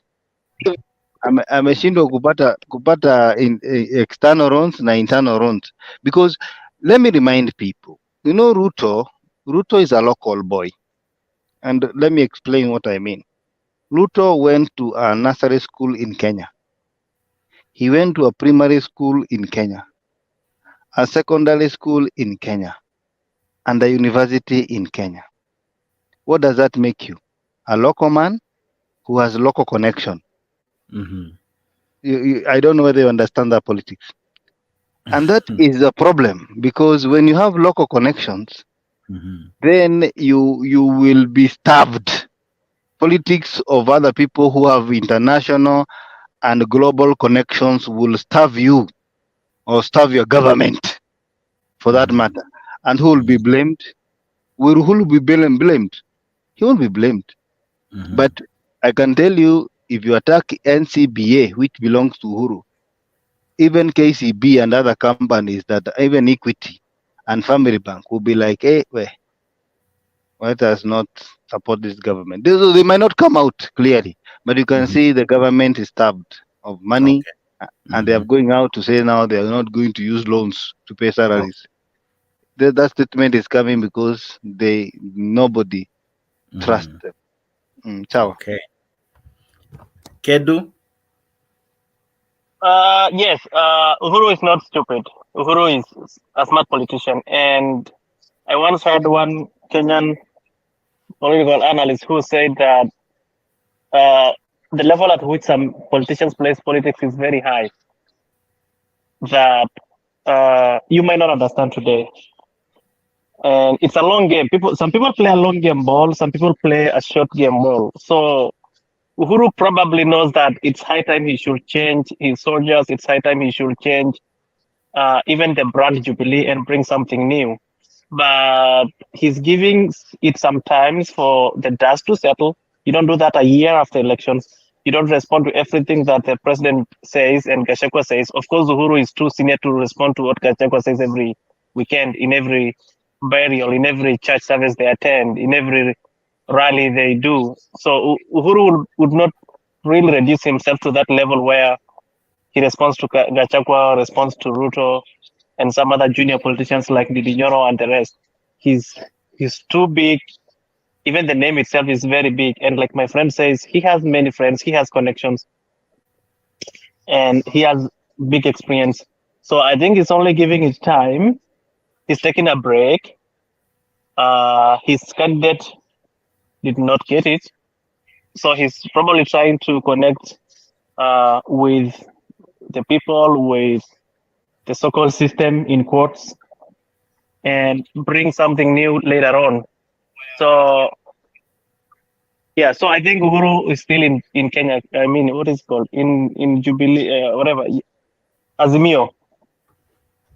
And Uhuru has still touch with Raila. But I think Uhuru is taking the backseat to see what different can he offer after the loss of the presidency.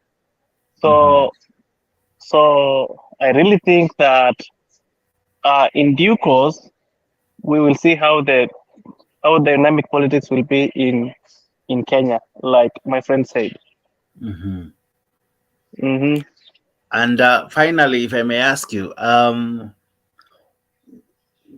will Azimio bounce back? Let's imagine there's the after everything has been said and done, the politics of what do you call this?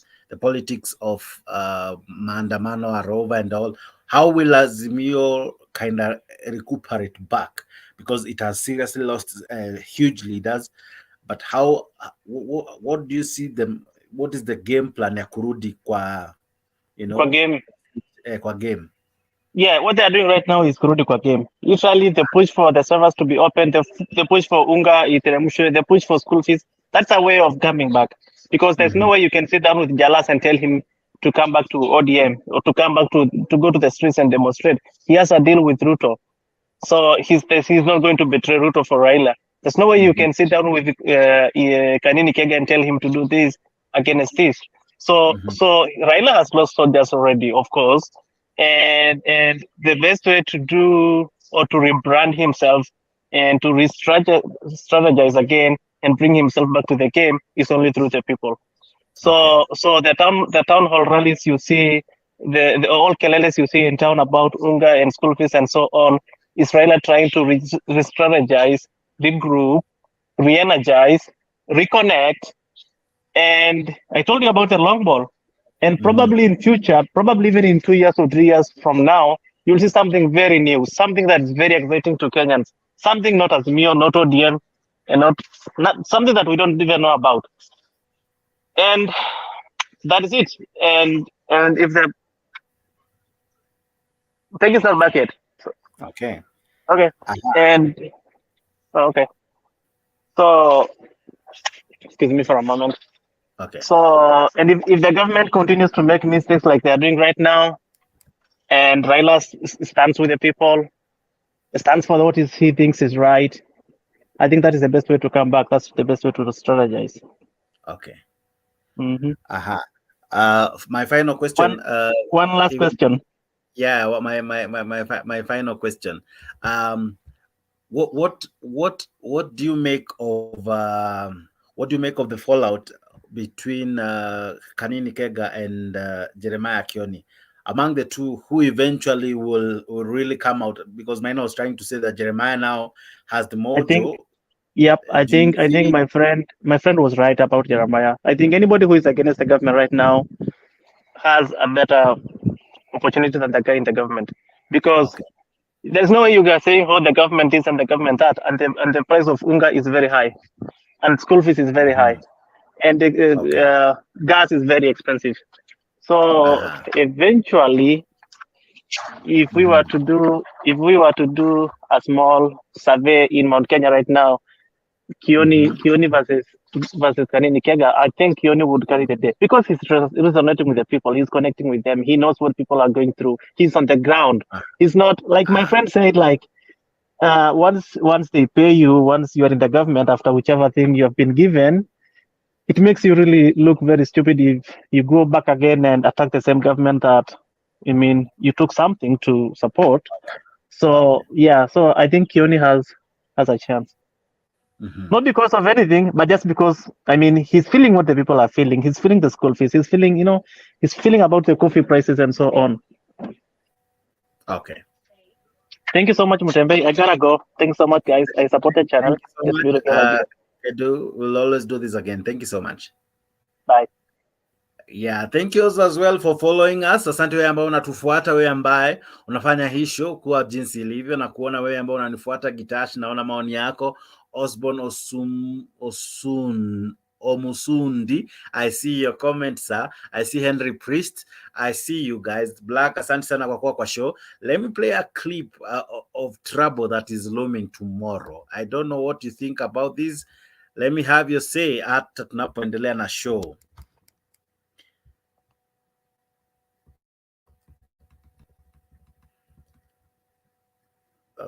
We begin with the top story because tonight a showdown is looming between the Azimio coalition and the police in the county of Murang'a.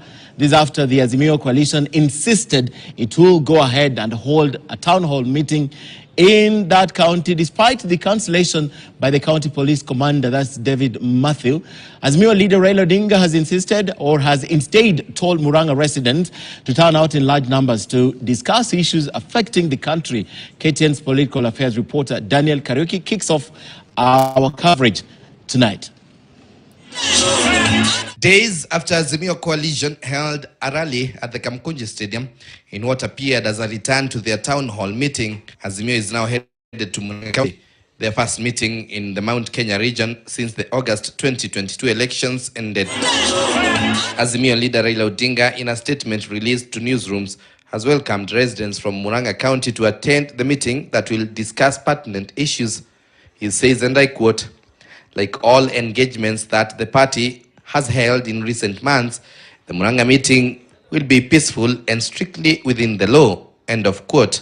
But as Odinga promised a peaceful engagement, The police have outrightly rejected Azimio's plan to hold the meeting, sparking fears of a standoff. According to Murang'a police David Matthew, police have been deployed elsewhere as Azimio were late in the submission of their request. However, Azimio insists the meeting is still on. And I want to tell Murang'a residents and other non-shareholders that the meeting will be on tomorrow. Light to assemble is a light. And I want to warn them that if they interfere with them tomorrow, then we shall face them head on. Former Murang'a Governor Mwangi wa Iria says the police are aware of the meeting and should not interfere with the meeting. According to the Constitution, we are not supposed to seek for permission from police. It's like people going for a church service and then the policemen are telling them that they need to give them permission. As we are politicians, we don't need any permission from any police officer. Kenya Kwanza leaders have told off Azimio over plans to go against the law.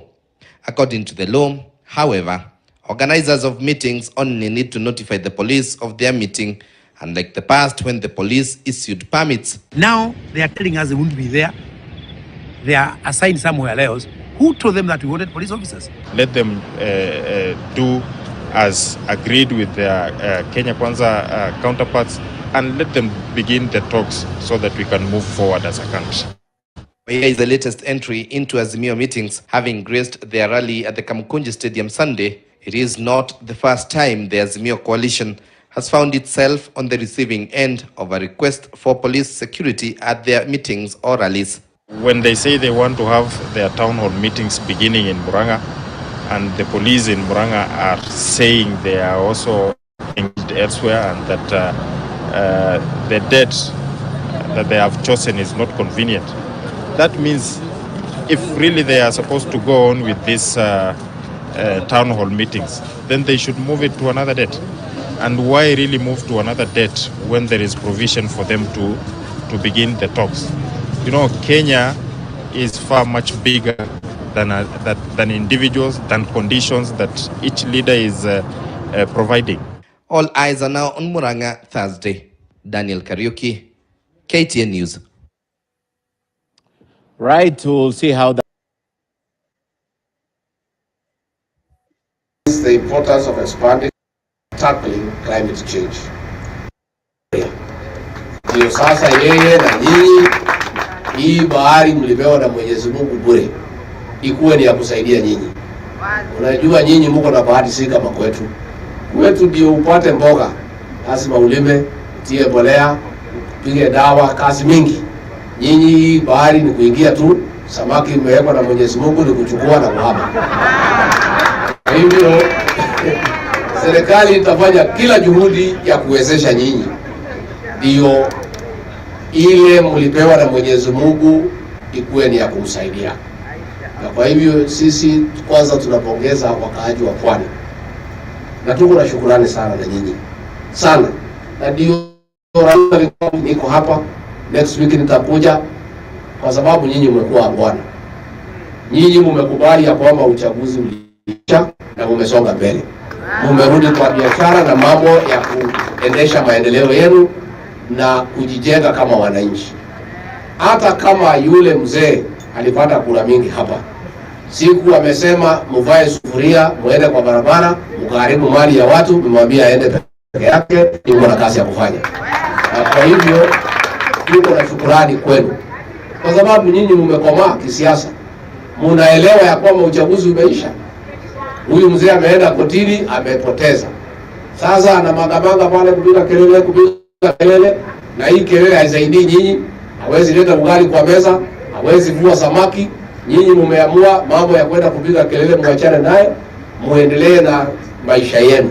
Kwa hivyo watu ya Pwani mmejitafutia heshima katika siasa ya Kenya, ya kwamba mkipiga kura uamuzi umetolewa, matokeo imekubalika, mnasonga mbele, mnangojea uchaguzi ujao. Na kwa hivyo mimi nauliza nyinyi kwa heshima, mimi na rais tutaendelea kuja hapa, tunataka tutafute urafiki na watu ya Mombasa, ndio tutoke hiyo 44% tuelekee 84 up to 90% mambo ya pale mbele. Unajua mimi katika serikali ya William Ruto mimi ndio mwenye shares, ndio mimi napanga pale. Sasa hii shares yenu ya 44% tunataka tusukume mpaka 90%. Tumekubaliana? Ama mnataka kuvaa sufuria kwa kichwa? Sasa hii ni aibu gani? Hiyo sufuria akina mama wapewe nafasi. Wakae na sufuria, watupikie chakula, tukule, tukae mzuri. Sasa wewe unachukua sufuria akina mama unaenda naye kuzunguka Nairobi. Sisi tumesema na hatuna maneno na mtu yeyote. Tumesema huyu mzee wa maandamano atume wabunge yake bunge aseme mambo yake. Wabunge wetu wako pale akina Ichung'wa na hawa wamsikize. Ikionekana hapo na kitu wanasema ikubalike. Ikionekana hana aambiwe. Lakini hii ya kwenda kuharibu mali ya watu kwa barabara na kupigia watu kelele na kuchukua sufuria za kina mama, hiyo hawezi kubalika. Kwa hivyo nimeona wakisema hataki mazungumzo, wanataka kurudi kwa barabara. Hakuna mahali barabara imeenda, siko tu.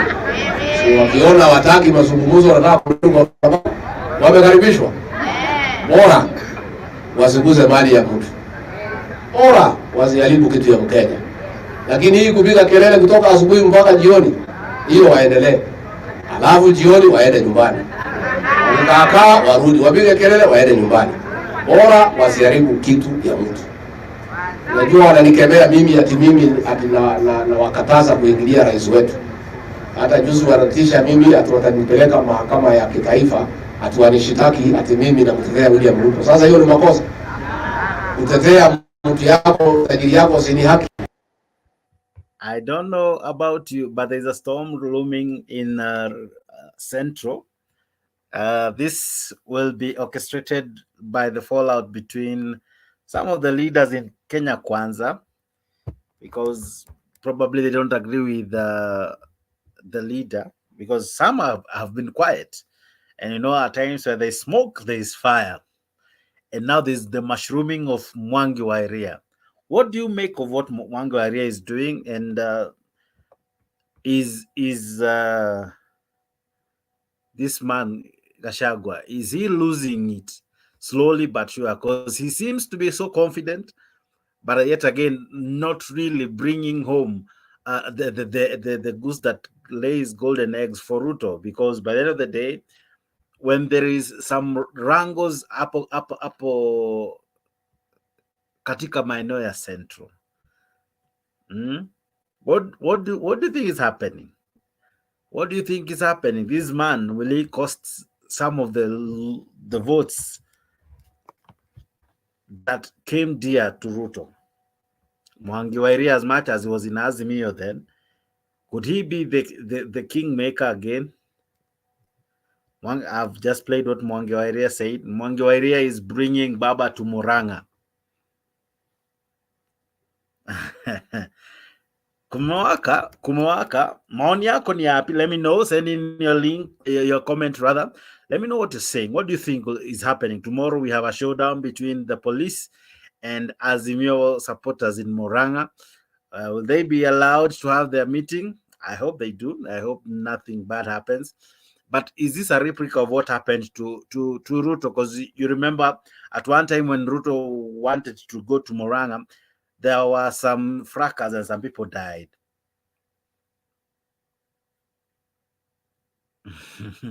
I don't know about you. Let me know. Let me hear from you. To join me in studio is not difficult. My name is back. What you do is there's a link sent via Mtembei TV and Mtembei YouTube. Now that is the link you use. That link, you create your name, unawasha mic na unawasha camera, alafu najikuta kwa studio.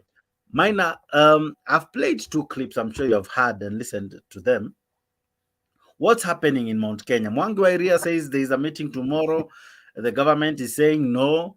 We have been here before when Ruto wanted a meeting, and then the government said no. And then there were fracas in Murang'a, and even 2 people died, if you remember. What do you think is playing out, Mina? No, you know, the Mount Kenya is trying to find its position. I think it's obvious that the deputy president cannot manage to bring together the Mount Kenya bloc, and therefore now they'll be gesturing. Because I can tell you, anybody who has a vision, who can see where we are going with this government, is not good. We are not going a good place. In fact, anybody who wants to position himself and become relevant in politics today, he should be very far away from the government, because government itamharibia jina kama vile tu Uhuru aliharibia jina ya Raila Amolo Odinga. So I can tell you the truth. People to watch Mount Kenya right now, it is Mwango area, it is Mwangi Kionjori, and Mother Karua, and Jeremiah Kioni, and of course Gachagua, and these other people, maybe Gachagua on the other side, because Wakina Dende Nyoro, I live in Kikuyu, and I can tell you the most stupid thing Kimani Ichung'wah said, it is when he said to attack the farm of Uhuru Kenyatta. It didn't set well with the people of Mount Kenya, and particularly his constituency.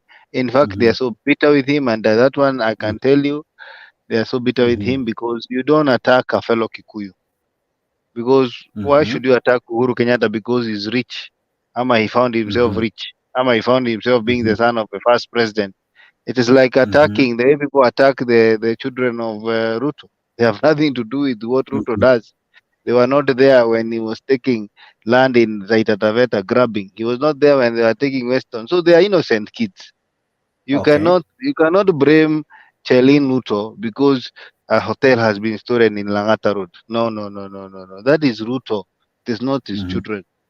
You cannot not blame your children because of your act.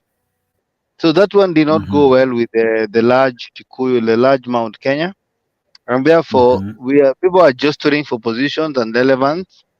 And because Ruto is not delivering his promises, and I don't think he will, I don't think he has the capacity, he seems clueless, then the people who will be giving alternative leadership will be popular. Because you can imagine if the roads were not going to be built, did you see that Ruto went to Gashie the other day, Kiamba? Well, this guy called, this UDA guy called, Kawanjiko. Did you see a video trending where Ruto, nobody was concerned? Yeah, he went there and he walked. You know, normally when the president, because of even the outriders, the motorcade excites people. You know the way we excited. You want to see the motorcade, the motorbikes, the ambulances. You know, people come out in the street and say, "Hey!" and raise up. They didn't do it. They didn't do it because they have realized. They have realized the president of the Republic of Kenya is a smooth liar. And now it is now coming out very clearly that he speaks very fast, and eventually he doesn't fulfill his promises. That is what people are realizing. Yeah. Okay.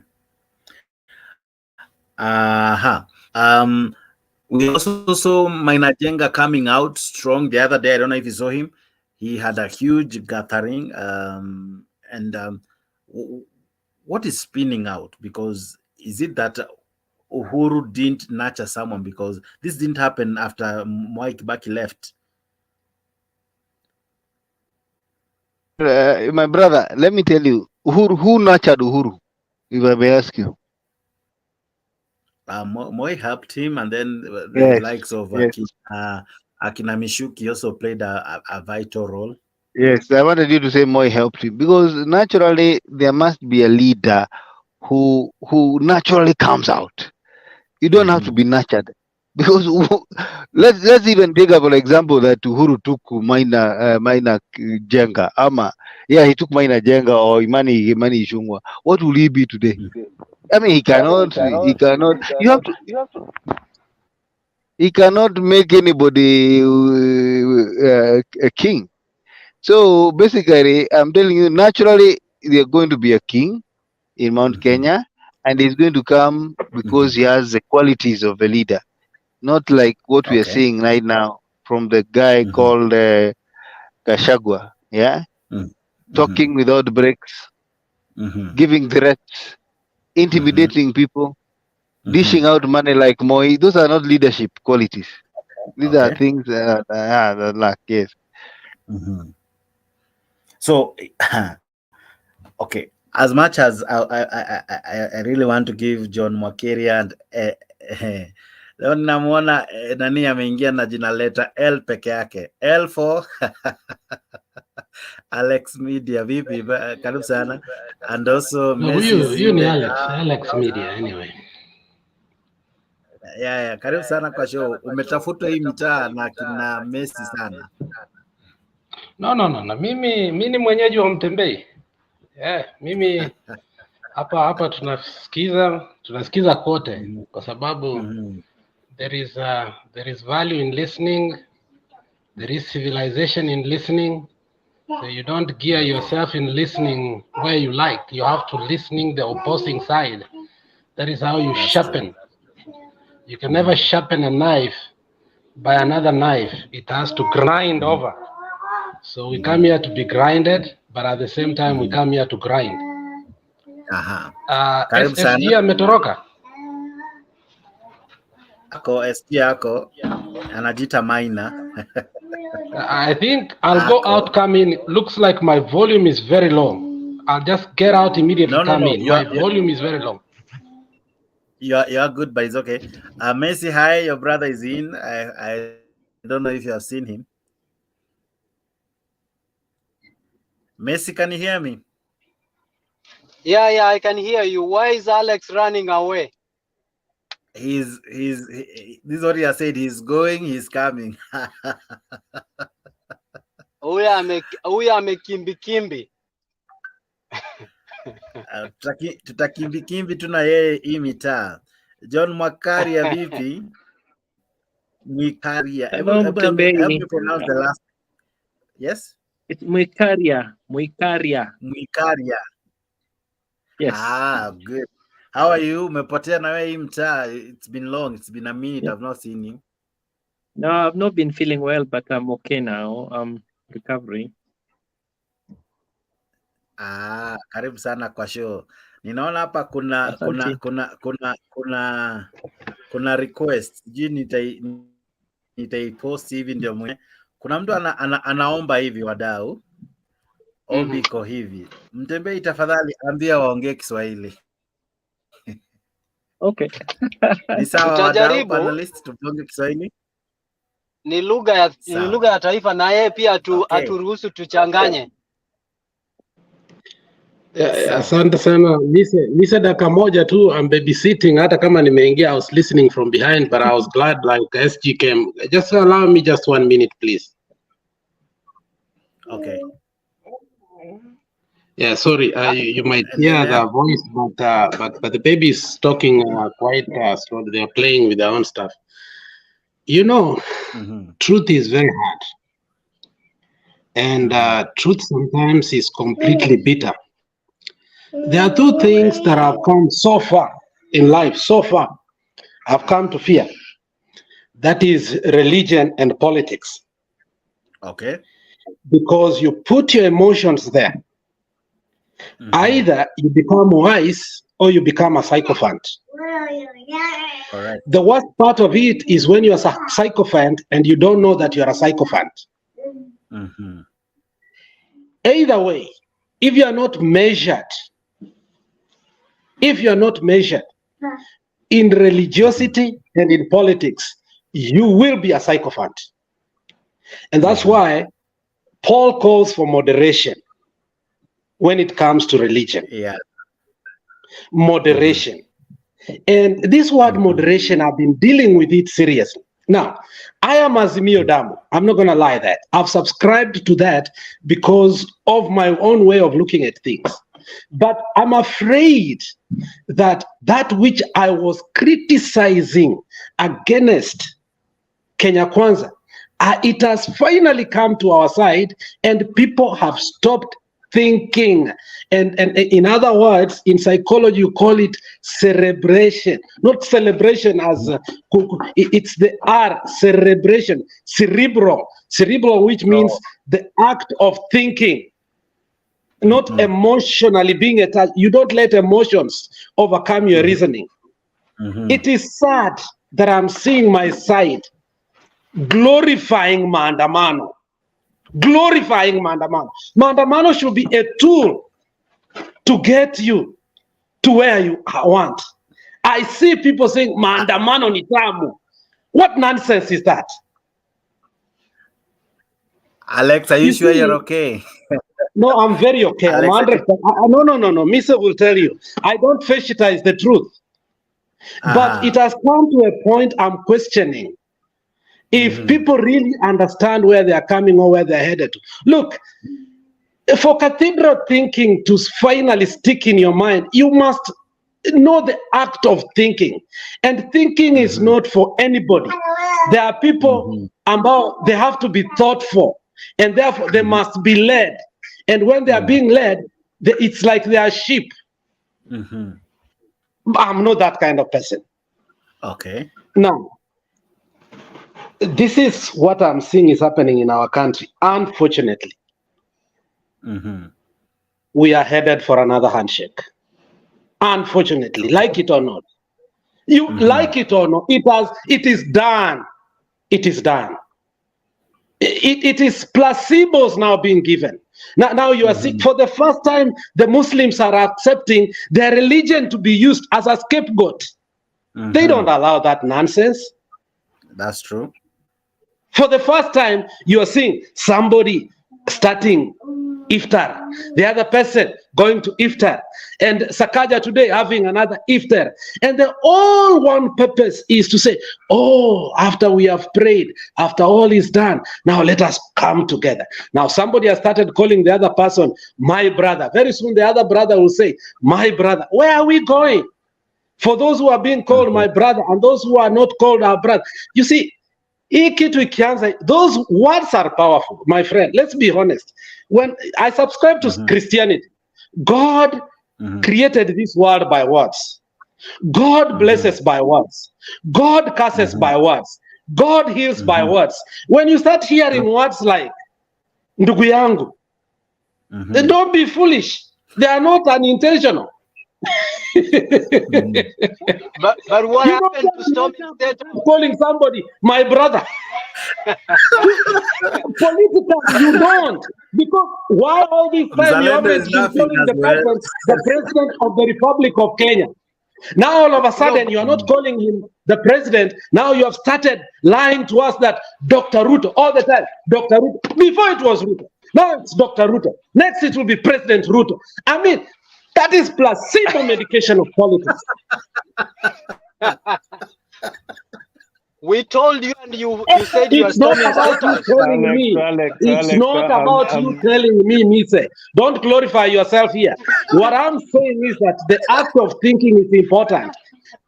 Politics, as we have come to, it's not about you told me. Anything can change from now. Nothing is permanent. Nothing is permanent. Okay. But what we are seeing, if we are not careful, from both sides, we are not careful. From both sides, we are going to degenerate into something that we will never be able to save. This is. But Jack. No, wait, I'll finish, and then you're going to respond. We are going to have a debate. I'm not going anywhere. I've come here so that we can have a debate. Not people. I'm not emotional. I don't want to have emotional thinking here. I've come here to use my cerebro. Now, let me finish by saying this. If we are not careful, the country is going to degenerate into something we will not be able to take out. And for those who understand what a nation is, for those who have been praying for Kenya to be a nation, for those who have a little bit, you see, if you truly have worked your ass off, and that is a matrix. I'm not using the word as an obscene word. I'm using it as it's used all over the world. Work your ass off. That means you cannot sit down like a potato culture. It means you have to go, you have to work, you have to hard, and after you earn, you start investing. That is the way you move from low class to middle class and finally to where you want. If you have really worked and got to a point, you have built your house, you have bought your car, you are basically in the lower level of middle class. The truth is that you cannot think the way you were thinking when you were down there. And nobody should force you to think, because you have evolved. Your money has evolved, your pocket has evolved, your everything, even the way you dress and talk has evolved. You are no longer what you were. And money does not change people. It reveals who people are. You didn't know who you were. Finally, the money comes and you start being what you are supposed to be. Nobody should tell you that money changes people. Money reveals who you are supposed to be. So if we want our people to be middle class, we cannot have people glorifying maandamano and saying maandamano ni tamu sana. Kama uko na gari yako, usikuje kwa sababu unajua the dangers. My friend, maandamano was never intended to be used like that. Maandamano is a tool of, and that's why it's called picketing. Go to Oxford Dictionary and see. Yeah, go to the dictionary and see the word picketing. Picketing means agitating for something, not glorifying the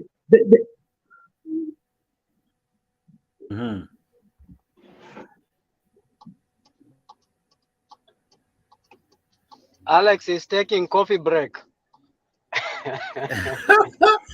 Alex. No, you know, Jackson. Are you okay, Alex? No, you can hear me. Listen, why are you saying I'm taking? Are you seeing any coffee here? Ulikuwa umekwama kidogo. You are Actually, you should be saying I'm taking a beer break. I don't drink coffee. Now, let me finish by this. Our country in a serious problem. Both sides have turned to be sycophants. Nobody looks at the country as a nation. We have come from a tough position. Sudan right now, as we are talking, the northern Sudan, they are Muslims, 90%. But for 3 days, they have not been able to come out of their house. We understand that they are agitating for something. But then we must be balanced with moderation and ask ourselves, can we achieve it without pushing one generation not to enjoy the fruits of freedom? Because we do things in the wrong way. That is why we were told, the leaders of tomorrow. Our two generations passed. Today, Orengo and the group do not want to get out of leadership. But people are forcing their ways like Malema, Malala. People are forcing their way because the so-called Anyang-Nyongs, the young thugs, have also refused to get out of the position. Now we have to force ourselves by all necessary means, even by being guns to hire. The way Malala said is a gun to hire, but he's forcing himself because, you see, at a certain level, people ought to exit leadership, start mentoring, allow young people also to grow. That's how a country grows. But you look at the vacuum we are going to have, and another one is going to be created because of what we are doing already. My friend, should we start having leaders who are like Uhuru? And I'm not an ageist, trust me, but we cannot create vacuum in leadership. We can't. So I'm here to say, whether you are in this side, whether you are in this side, let us start thinking and ask ourselves, where are we headed to? From all indications, I swear to you, we are headed for handshake. We are headed there. So what? Where do you leave the hustlers? Where do you leave the dynasties? Like when people call me dynasty, where do you leave me? I leave it there. Well,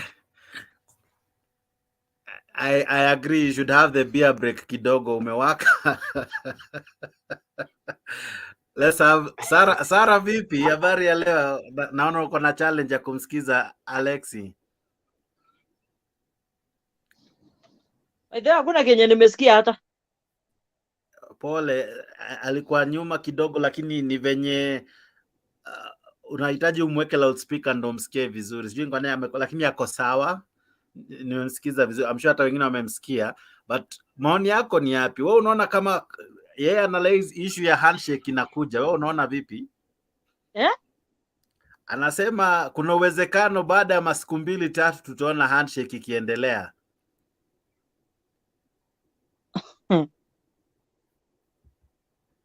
Kuambia nini siku ile Jex? These people will sit down and harmonize their issues, and I was telling you Raila will have a bigger spoon in this Kenya Kwanza government. And I told you, now unaona ni jokes. The other day I told you what about Kipchoge. So vitu zingine hapa lazima tuambiane ukweli. Kuna vile kutaendwa na Raila atakaa chini na Ruto, na kuna vile kuna watu wataumia. But the fact remains that some of us, we need peace. Watu wafanye shughuli zao, maisha isonge mbele. And then mambo ya chakula nini waipunguze, wasitudanganya ati imefika ati bei imerudi chini. Bado bei ni ile ile. So mimi wacha watu kwanza wa comment. I will come back. Kuna kitu nashughulikia kidogo tu. Okay. John Mwakaria. Wacha nikuite tu John. Nitakuita tu John, juu ingine inanichanganya kidogo. Mtembe Mwakaria ni rahisi.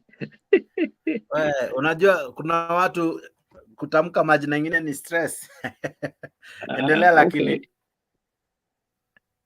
Kuna issue nyingi zimetajwa. Nimeona tumeongea mambo ya Central, tumeenda mambo ya handshake. Well, kwangu handshake kwa maoni yangu sijui mbona watu wanaona sasa handshake itakuja yet.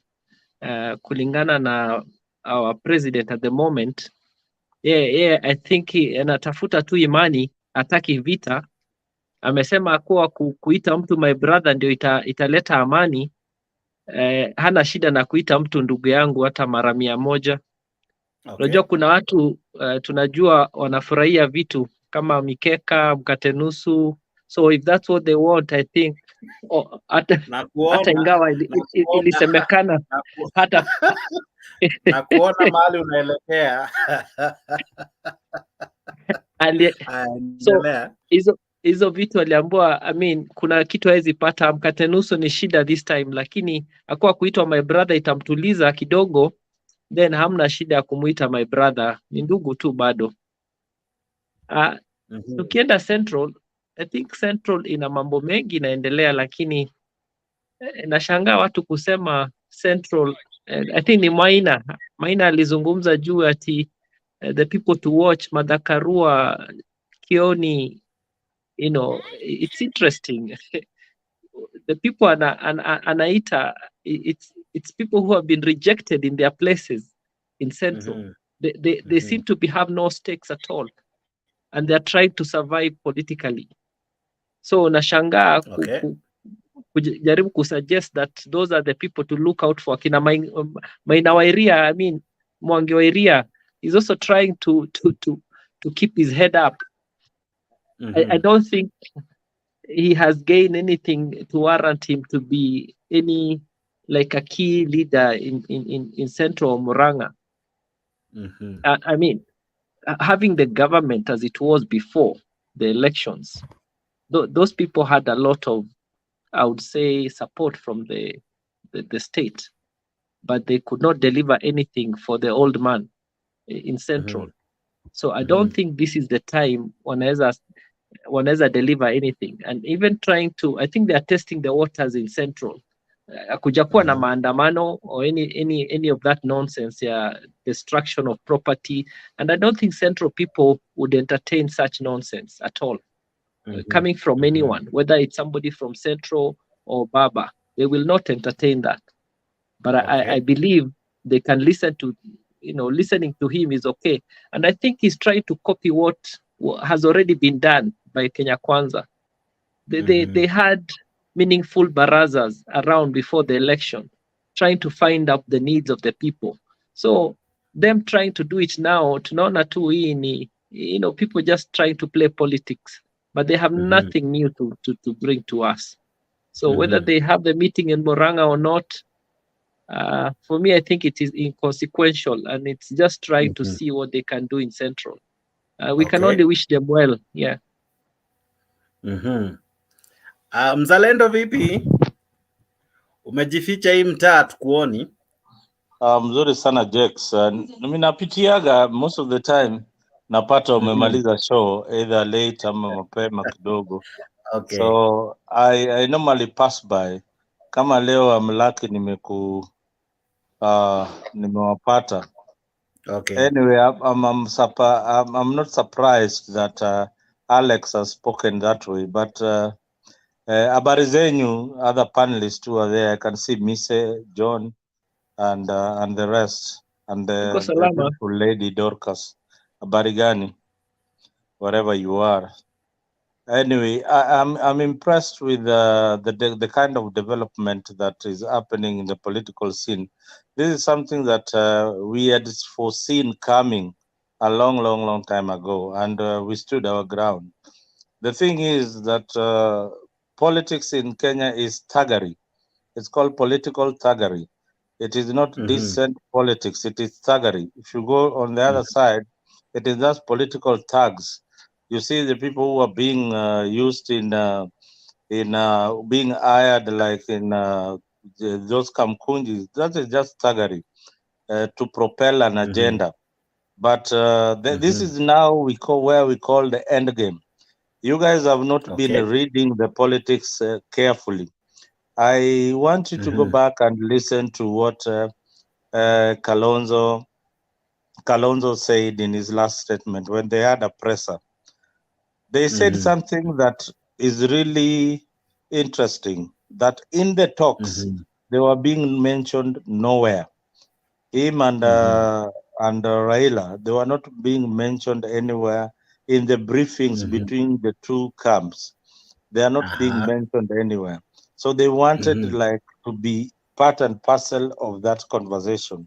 But you see, KK Alliance, what it has been fighting for is to sideline Raila from the conversation and let us stick to the issue. And what are the issues on the table?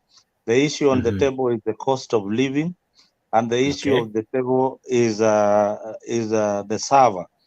Another issue that they are really pressing on is what else? It is the cost of living, the server. I've forgotten the third issue that there, and the composition of IBC.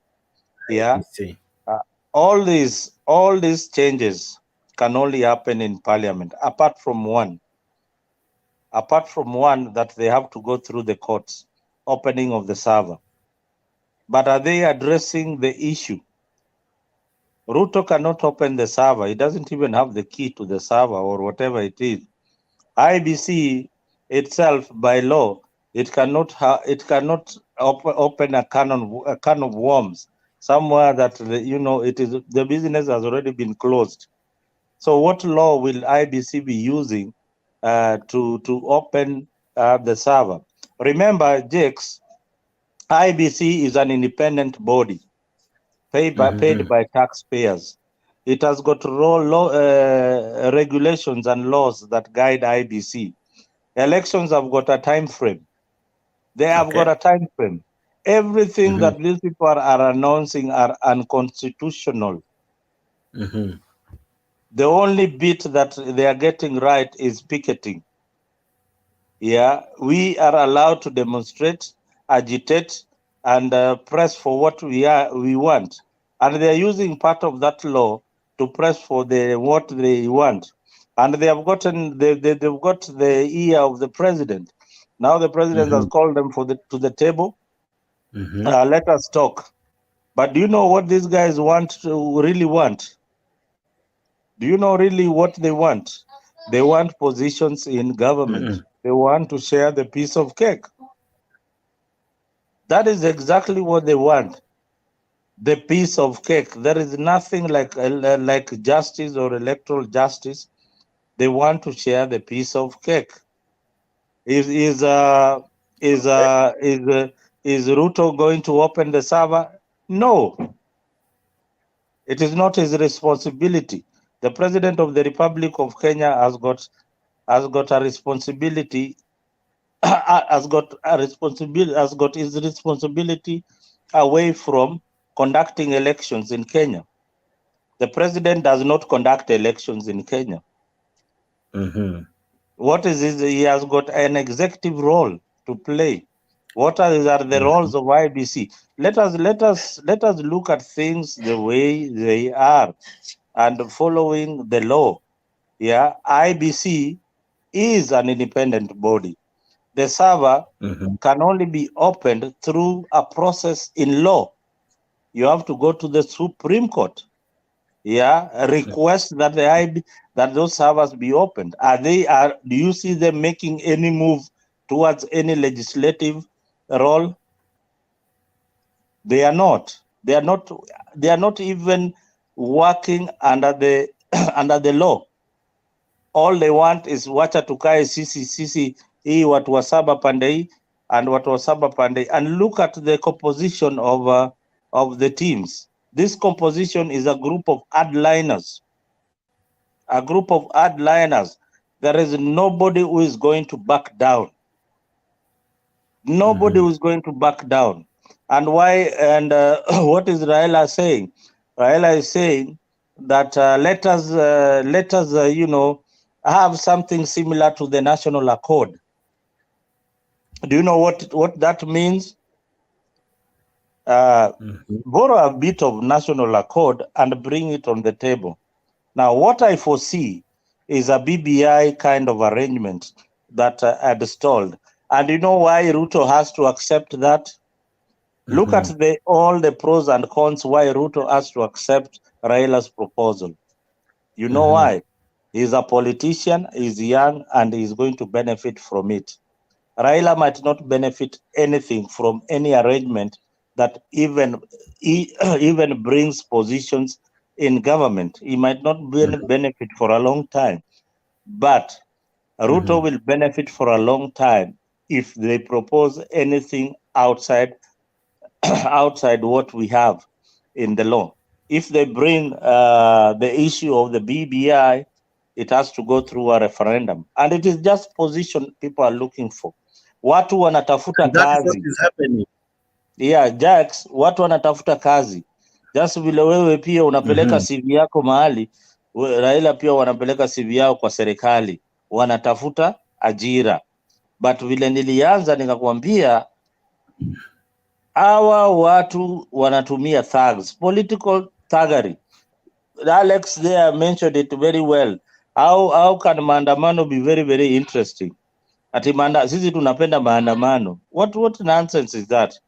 Ati tunapenda maandamano. Now they want to, you know, if maandamano stops today, people like Nagaucho, they will have nothing to do. People like Nurokanga will have nothing to do. Do you think that they are doing these things for free? Look at somebody like Nurokanga. Just the other day, he had nothing. But look at his achievement. Politics is business. Politics is business, just like war is business. Yeah, maandamano is business. There are people who are benefiting from maandamano directly. And is it like they want the cost of living to go down? We have the rains now. Mahindi tarudi chini. Kila mtu, huko kwetu, watu wana mahindi hata surplus. Yeah, surplus. They don't even talk about ati bei ya mahindi. They don't care. Wako na mahindi surplus where I come from. Yeah, people wameenda mashambani, wameshaanza kuvuna. In the next few months watakuwa na vuna. In the next few months. Plus mahindi imeagizwa na serikali. So that one is already off the table. But believe you me, hata bei mahindi ikuwe shilingi 20, bado kutakuwa na maandamano. Asanteni. Dorcas, how are you?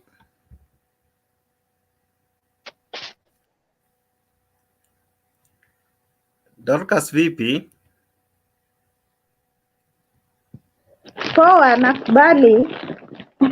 Nimesalimika. Umejificha nyuma ya tent, kuna watu wanadai sura. Wameshaniona hata anaitwa nani? Mzalendo amenisalimia. Lakini kuna wengine hapa kwa comment wanasema ati allow the lady in the studio to speak. Hapa hata sioni mtu wa nini Azimio. Waazimio tuko wengi, tuko mimi, watu wa Kenya Kwanza tuko mimi, wenye hawasupport Kenya Kwanza na Azimio tuko mimi, so tuko wengi. Ni mimi tu na wewe. Dorcas, sikia. Sisi ni wale hatusupport aidha Azimio ama hiyo pande ingine. Sisi ni wale Wakenya wale hawakupiga kura kwa pande zote, waliona hao wote ni watapeli. Sasa umeongea mzalendo. Sasa umeongea. Mimi nakwambia hao watu wanatuchezea akili. Nyi wa Kenya sijui kwa nini amuoni mchezo inaletwa. Mimi kwa sababu niko tuna soft spot ya Ruto kidogo. Kwa sababu Ruto ile dhulma alipitia ndiye apate hii kiti ni ile kali sana. Na nilimuona kuwa viongozi yule atasikiza maono ya watu wengi ili awe transitional, kusema kwamba vile ule Alex alisema, naona analeta young people into politics. Watu wale vijana wadogo wanaingia kwa siasa pande yake. Wanaingia kwa siasa. So is kind of a transitional leader. But hii pande yako Dorcas ni wale wazee wa kongwe ni wako wengi. Nyinyi mko pale. Mko pale, hamjatoka pale, mko pale. Hauoni tofauti. Na mzalendo, hata Jex atakwambia mimi si support mtu wowote. Hata nikiongea point yangu nasemanga sitetei UDA wala sitetei Azimio. Sasa naongea kile akina John Mwikaria walikuwa nasema kutakuwa na Ruto hawezi kubali kuongea na Raila, which is mimi kuna mali nimesoma, sikufuatilia vile juu ya kazi, yani niko busy. Alafu sasa unajua tena imebidi tena nijiongeze masomo kidogo. Niliona mali wanasema Ruto amekubali kuongea kusikizana na Raila. Ni kweli ama ni propaganda wao watu wa bloggers? Kuna propaganda mingi mtaa, so and that's why Mtembezi here tunajaribu kutafuta ukweli, not propaganda, not to what Alex was saying. Si kukua supporter bila kuwa na akili. Una support lakini unatumia akili kidogo. In a nutshell, that's what Alex was trying to say. That usifuate mtu mpaka akikwambia jirushe kwa shimo unaruka, choma mtu unachoma, you know, that's what he was trying to explain.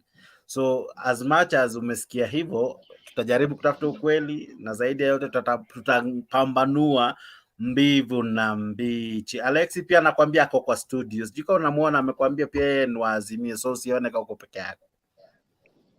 Hata onekani. Ako kama wewe, amejificha kama wewe. Jex. Yes sir. Unajua Alex amekuja hapa na umempatia a lot of time, right? And he's so and allow me to point him out and call him out that you know he's been very pretentious in what he said. What he said is what we were actually advocating for before election. So he cannot turn around and tell us now that that our country is headed to the ditch when he's been the guys who have been so radical telling us to storm State House. You know, Bwana Jex, you need to tell these people the truth. That is why even they stormed out of Mtembei, because they all the narrative they wanted to hear is to storm State House.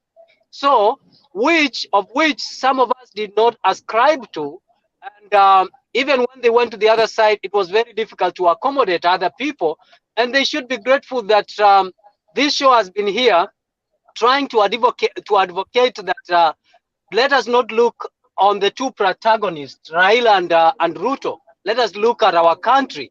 So when shit is hitting the roof, then now we are crying and saying, oh, we should put our country first. No, we should have put our country first and not gone to the streets, you know, because there was the rule of law. Everyone was given a chance, which is called due process, go through the highest court of the land, which is the Supreme Court, which is called the Apex Court, and a decision was rendered. Now, the again, we've been singing here about Article 36. The Article 36, 37 you are talking about does not say come and destroy property. It does not say come and be violent. It says come and picket peaceably. And we have to remind these people that now, when we told you that there will come a time that Raila will walk down the stairs and say, my brother Ruto, what will you do? It's headed there. Now, where are we going to hide our faces? Because when we were telling you to be sober and to try and come and reason together, just the same way you used the Bible and talked about temperance and moderation, which Paul is talking about, the same Bible says, come and let us reason together. You know, when we were asking them to come and we reason together, they were very adamant. They said, Raila, Zakayo, Shuka, we must storm State House. And then, you know, even asking for anarchy or even asking for hosting the sitting and elected president, whether elected by default or by through proxy, the court, you know what, upheld his victory. If we were honest with our country and loyal to our country, we should have said, let us respect institutions that have been put there. The same way we are challenging institutions such as IBC, which are constituted legally, we can also challenge other institutions like judiciary, which are also legally instituted. So this is where we are finding that we are having selective application of the Constitution. So I really wanted to call out my brother Alex, and he knows his team, the likes of Akina Stone PK, who thinks they were going to walk to State House, and we told them this is wet dream, and they did not agree. Now it is coming to reality, and it's dawning that it's wet dream. No storming State House. Raila and Ruto are gonna call them themselves brothers who are ni akina nani wanaumia? Mimi na wewe Jex, sisi ndio tunaumia, na Alex akiwa mmoja wao ataumia pia. Kwa hivyo ile tear gas pesa itaenda kununua tear gas, bado sisi kama taxpayers ndio tunatoa tuende kununua pesa ambayo ingeingia kwa chakula. Ni hayo tu kwa sasa. Kwa hivyo ndugu yangu Alex, karibu sana. Thank you for coming back to your senses and saying that you are an independent thinker. We welcome that independence in thinking, but also we don't welcome selective thinking or selective application of thinking when it fits. Thank you. Okay, but I stand to welcome everybody, whether you left, whether you are in. Mimi, I'm here to welcome you. Karibu sana. Feel at home. Here is where you call home. Here we don't ascribe to anyone. We don't sit here to praise and worship. We sit here to discuss issues, and as Kenyans try to find a solution. Aha, revolutionary VP. Sema Jex, salama. Uko salama, umepotea hii mtaa? Ai, wewe ndio umepotea wiki tatu sijui. We were live we have never missed a live apart from Monday. We were live on Facebook. We had a small challenge in YouTube, but we were live every day. Oh, okay. I thought ndio maana sikukuona kwa YouTube. Anyway, mada ya leo ni namna gani? Kidogo tu naja kwako. Acha nisalamie Sam. Sam vipi? Okay. Poa sana Jex. Umeshindaje jamaa? Siku nyingi pia wewe hii mtaa unaingianga unajificha tena. Leo ndio umetuma link, jana hukutuma link. Link huwa inakuwa kila siku. Haya Jex. Kwa hii group ya Mtembei link ulituma last ilikuwa Sunday. Lakini ukiingia kwa page ya Mtembei either Facebook, YouTube lazima utakuta show. Sasa unajua hapo ni saa zingine show inatukimbisha mbio. Sipoona hiyo WhatsApp sasa hatuwezi ingia. Kidogo tu acha niulize maana ya hiji na Alex ameweka. Alex media sometimes hiyo ni bambia tu siku. Alex, hiyo inamaanisha nini buo ochoki? Namaanisha ochoki ni kijana wa huyo ambaye umesoma. Oh, buo ni kijana. Wa. ni kama kusema wa, ni kama Okay, kusema okay. ole. Aha, aha. Arap, Ama van. Arap. Jex, kabla Ama van. nitoroke. Aha. Endelea. Jex, Endelea John. nadhani ningesema kitu moja ambayo inafurahisha. Nimesikiza watu wengi wakizungumza, especially wale wanajiidentify kama Azimio, and actually ni jambo la kufurahisha kuona watu sasa wanaangalia mambo yalivyo, ya kuwa politics, wakati mwingine our politicians, they're actually carrying the people at for a ride. Hatufai kuwafuata tu kama ng'ombe, kwa sababu yale mambo anatuambia tunafaa kuyaona from our own perspective, na tuangalie na tuone wanatupeleka wapi. Ni kwa niaba yetu ama ni kwa niaba yao? And for a fact, wote politicians wanatafuta kazi, hiyo ndio kazi yao, but wanatumia sisi kama wananchi kupata haja zao. Na kwa kweli, kusema kweli, na nadhani kuna watu wawili wamezungumzia juu ya mambo ya ile demands Azimio ilikuwa ina make, there were impossibilities. Ni vile tu wanaongezea hapo the cost of living as a nini ku attract wananchi, but that's not the main thing, kwa sababu sasa hata unga ikienda chini tumeambiwa, na ni kweli, bado watapiga kelele, because hiyo sio wanapigania nafasi zao. They are very selfish. Mother Karua, Raila and the group, wote wanapigania kuwa na nafasi ya kupata kitu kwa serikali. They're not fighting for us, period. Pia upande huu mwingine wa Kenya Kwanza, tunaona watu pia, they are all fighting for popularity and actually solidifying what they have now in their regions. Na nadhani sisi tupiganie na tuzungumze kuona ni nini itatuendelesha mbele.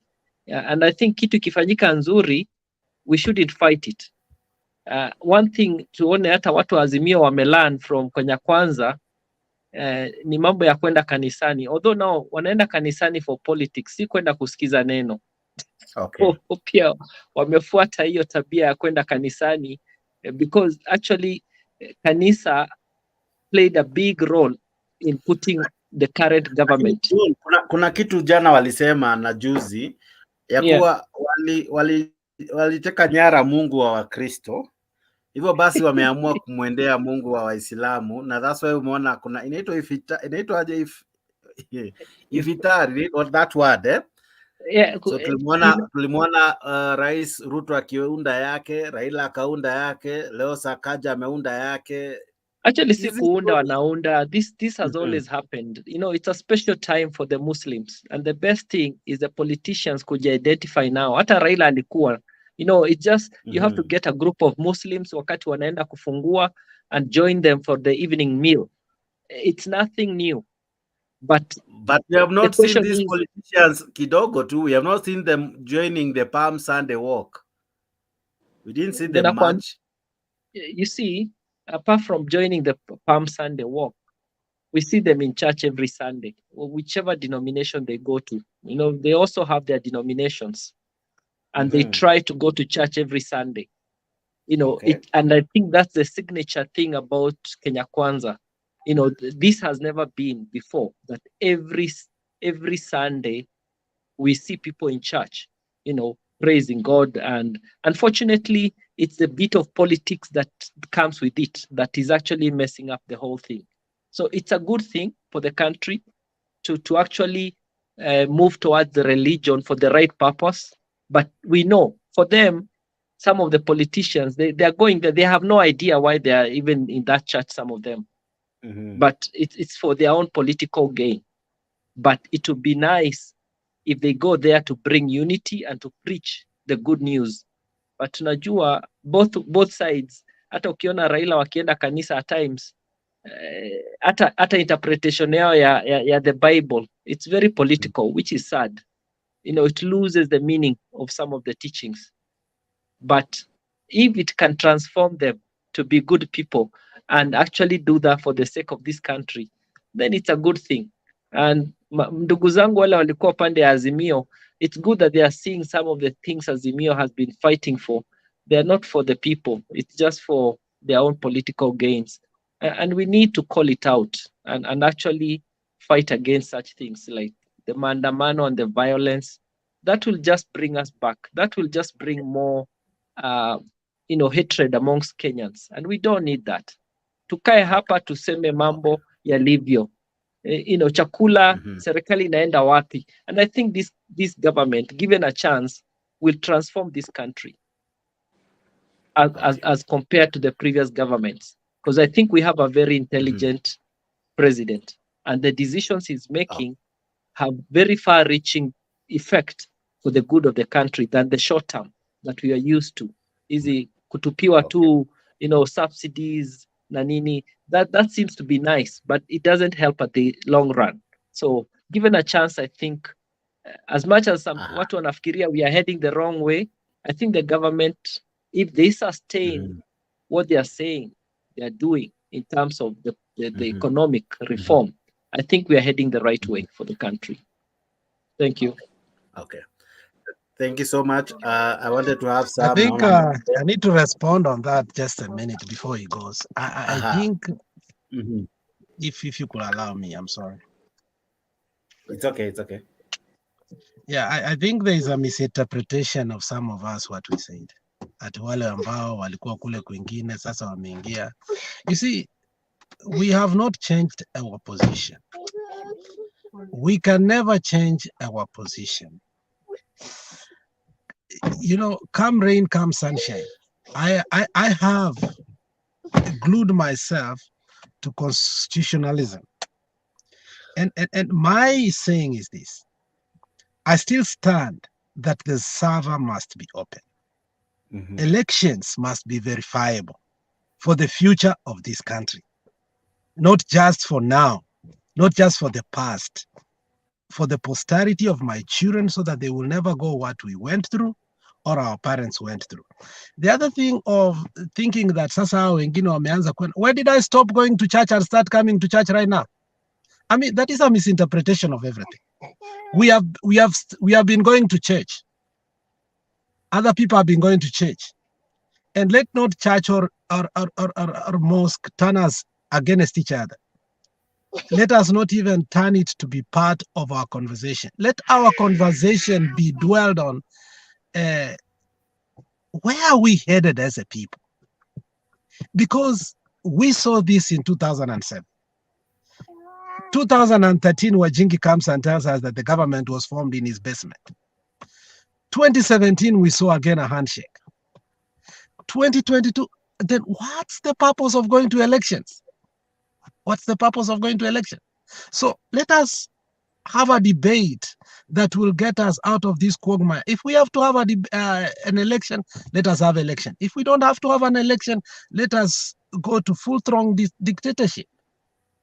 Because the billions of money that IBC uses on election, if it has to be put in hospitals, schools, roads, and just allow dictatorship, we could just as well be like what Gaddafi did to the country of Libya. So we are not legitimizing what Kenya Kwanza is doing, or it is right or wrong. But we are wondering, after all this that you agitated, are we headed for a handshake? That's what we are questioning. Thank you. Okay. I'm not sure he's asking me a question, but I think it's good. He said he has not changed, which is okay. It is his right. But my reference was to specific people who have actually openly said the things they now agree, which maybe before they never used to agree on.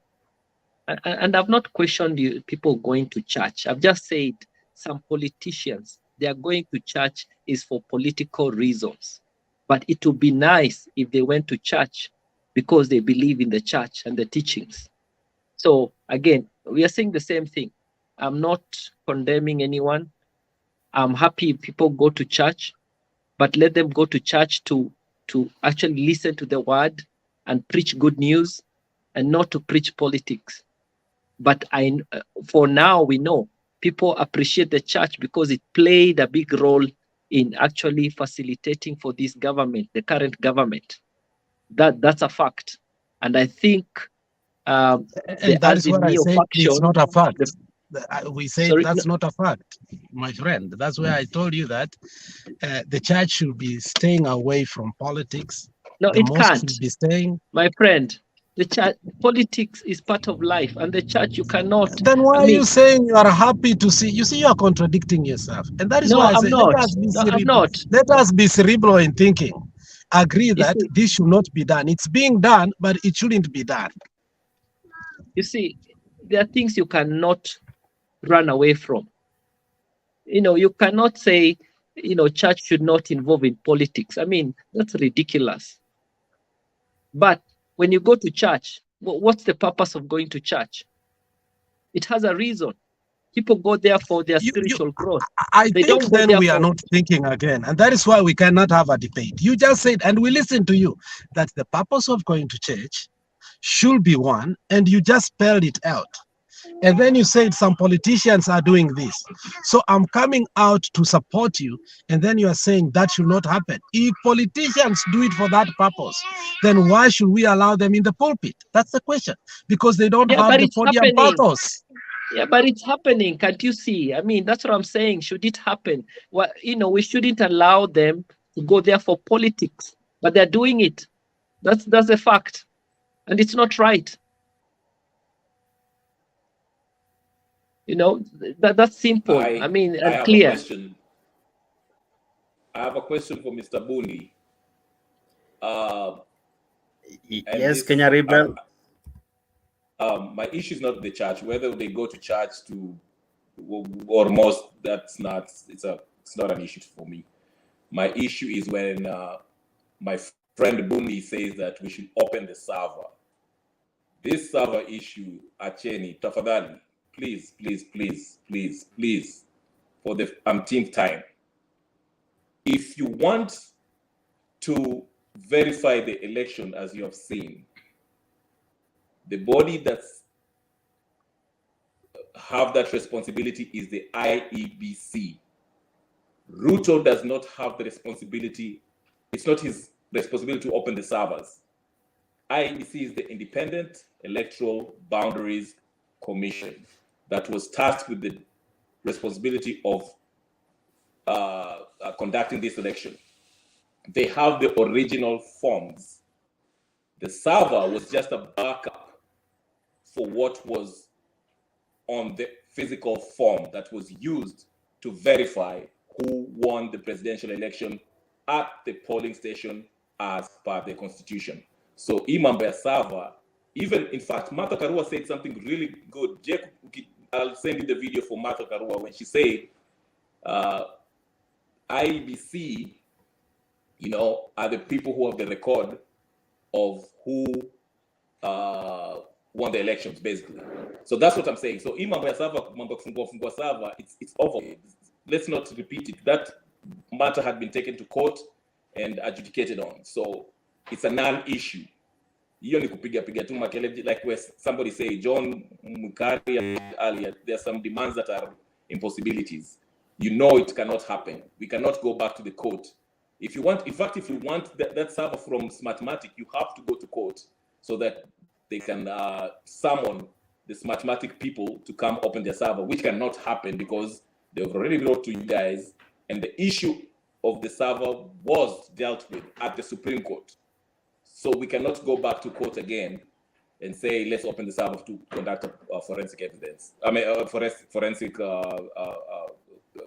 whatever audit. So my brother, please. My brother, you're being even polite. To be actually fair, only a fool understands that the servers can bring a different result of the election. Simple and clear. We understand how elections take place. We know who votes. The whole thing about transmission is technicality. It has nothing to do with the results.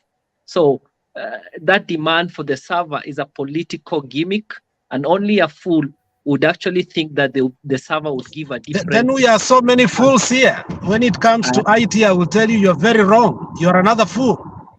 I mean, don't use words like that just because you think you can use them. We are having a debate. There's nobody who is a fool here. Then we are fools here debating with you, and that you must be a fool to debate with me. There is no issue of technicality here. I'm telling you, my friend, let us be sober, discuss what is true. I expected you to say two things. We don't have an IEBC to even open a server. 3 are retired, 2 are major, which was the chairman and the other guy. 3, whether it's forced or not, they resigned. So even if they were to, who is opening? We don't have IEBC. In a working country, we should be in a constitutional crisis, but we are not. So there's nothing like opening the server. There's nobody to open the server. We don't have IEBC. So whatever we are agitating for, it's null and void. I think you should listen to what people are saying. I think the gentleman just explained easily. Even if the IEBC was there, it's not something that you just say open the servers and they are open. I mean, my friend, it's a as it is. Sorry to interject. First of all, happy to see you, Mr. Bundi. It's been a while, we've not met for a long time. Ndugu, uko salama ndugu. Zalendo, John, and Jakes. Just to interject on the point that my fellow panelists are talking about. I think Alex Bundi has pointed out clearly, I mean, as it is right now, if we are to follow the constitution as it is supposed to be, and we are to respect the independence of institutions as it ought to be, then it's only IEBC who are authorized to open those servers. And as it is, just as Mr. Bundi has clearly explained, we don't have commissioners who are capable and authorized to direct for those servers to be opened. So until then, when we do have the commissioners in place, at that point, then we can have such a discussion, because they will be the ones that will be mandated to be to open those servers. So I mean, that is the way we should. I mean, that's what we should. That's how we should look at it. But kusema tuanza kurushiana maneno, it won't be right. No. So I think the way things are going, kulingana na hii mambo ya bipartisan talks, I think it's just designed to fail. The way it is, there's nothing good that's not gonna come out of it. It's gonna be. It's designed to fail. I mean, and you'll utanisikia na utaona. That's what will happen. And at the end of the day, handshake will be put on the table. It will be part of the discussion at the end of that all. But that's beside the point. As much as I don't want to have that, because if we can't have a handshake, then we're going to have the same problems that we had in the previous government.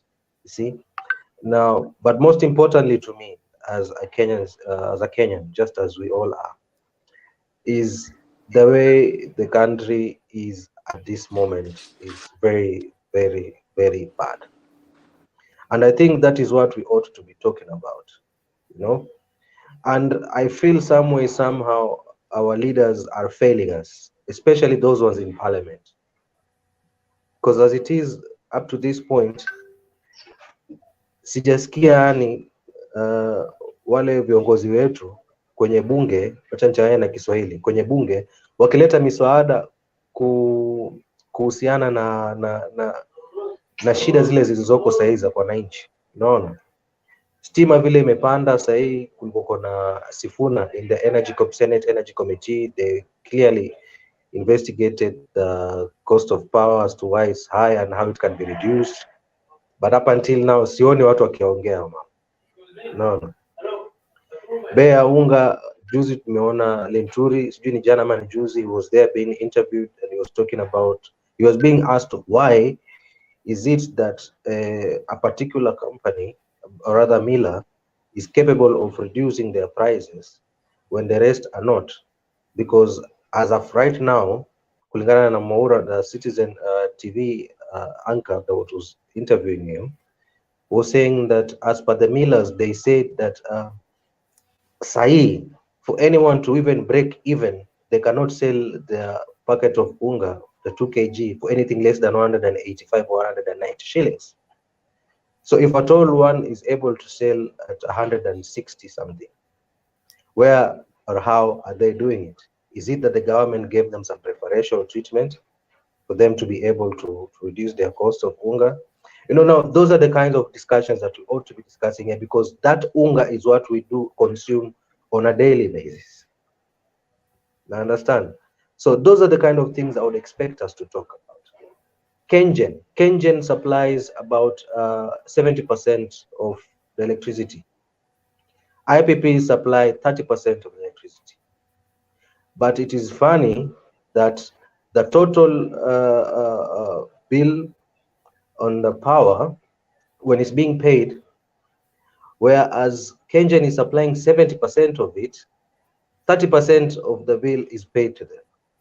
And whereas the IPPs are supplying 30% of the electricity, the total bill paid to them is 70%.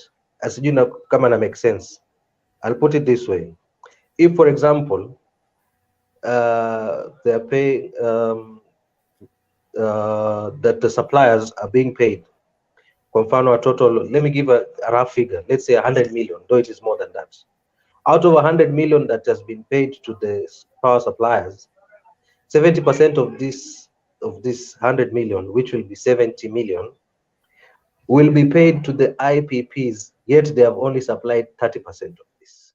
And this 30% of this 100 million, which is just 30 million, is going to be paid to Kenyan, who is supplying 70%. So the one who's supplying more is getting less, and the one who's bringing less is being paid more. So it means the one who's bringing more and being paid less is selling their power cheaply. So why don't we just do away with the IPPs and we just get our powers directly from Kenyan?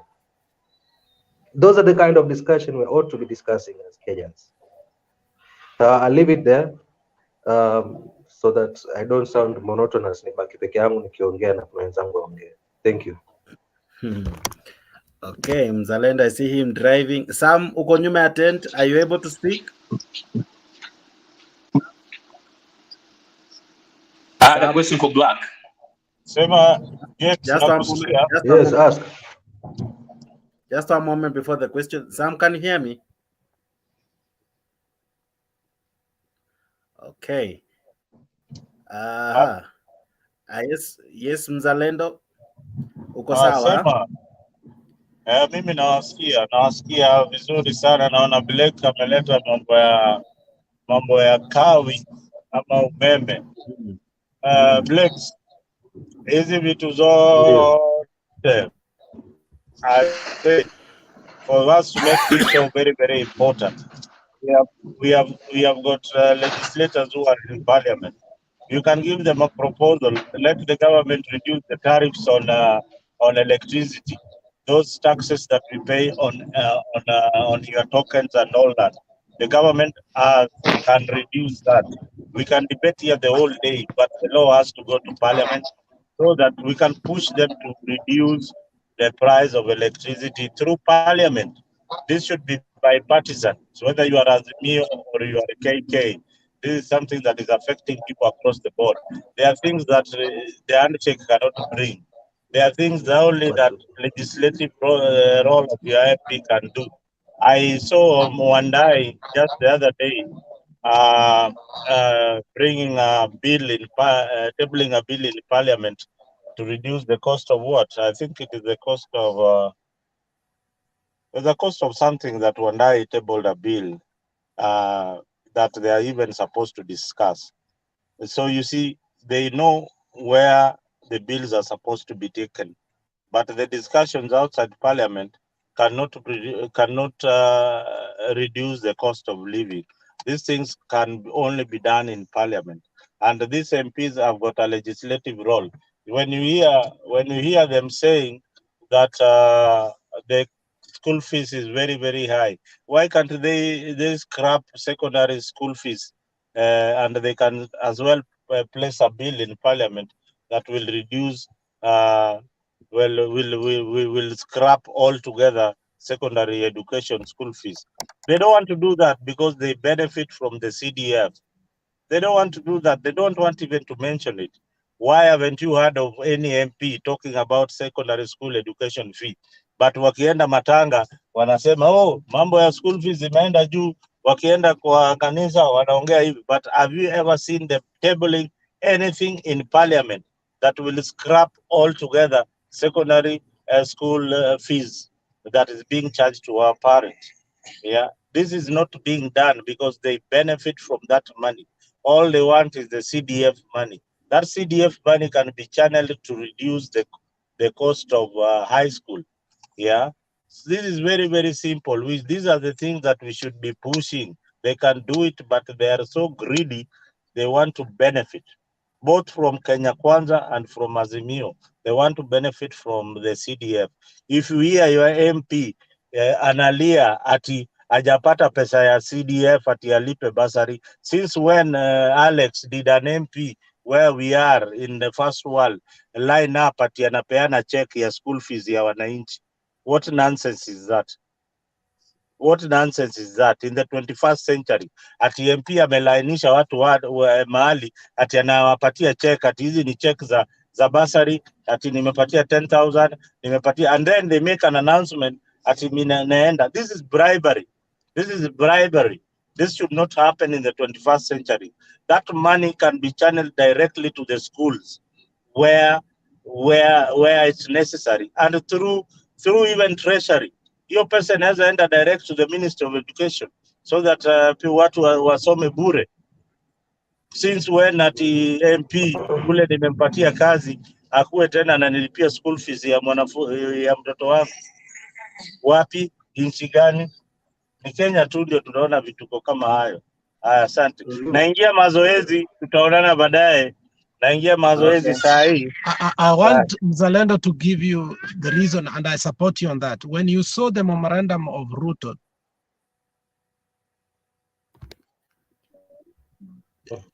they wanted to throw. And huyu amerudi.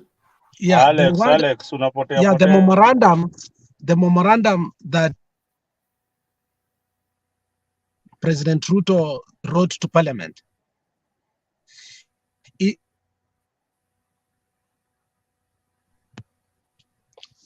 Sorry, it was picking up Wi-Fi ambayo sio yangu, so I'm sorry for that. So the worst one that made me so bitter is the national government CDF. Now, even though also Ruto used politics to tie it so that he can get the other three, but the members of parliament were debating it. And the reason they were debating it is the powers of an MP. If CDF is taken out, nobody will want to be an MP. Nobody will want to be an MP. So as you have said, the reason they cannot agitate for a bill for free education is because some monies for bursaries are tied here. So you're very right that politics is being played on us severally because we are not debating among us. We are not coming out truthfully to have topical issues whereby we castigate both sides. And I like what Mzalemba said. Who has ever brought a bill of free education? And why can't they bring it? Go back when the Ichungwa brought that memorandum to the House. Listen to what Otienda Molo said. Listen to what the Nyando MP said. They were agitating for their CDF come rain, come sunshine, because it is tied to the so-called bursaries.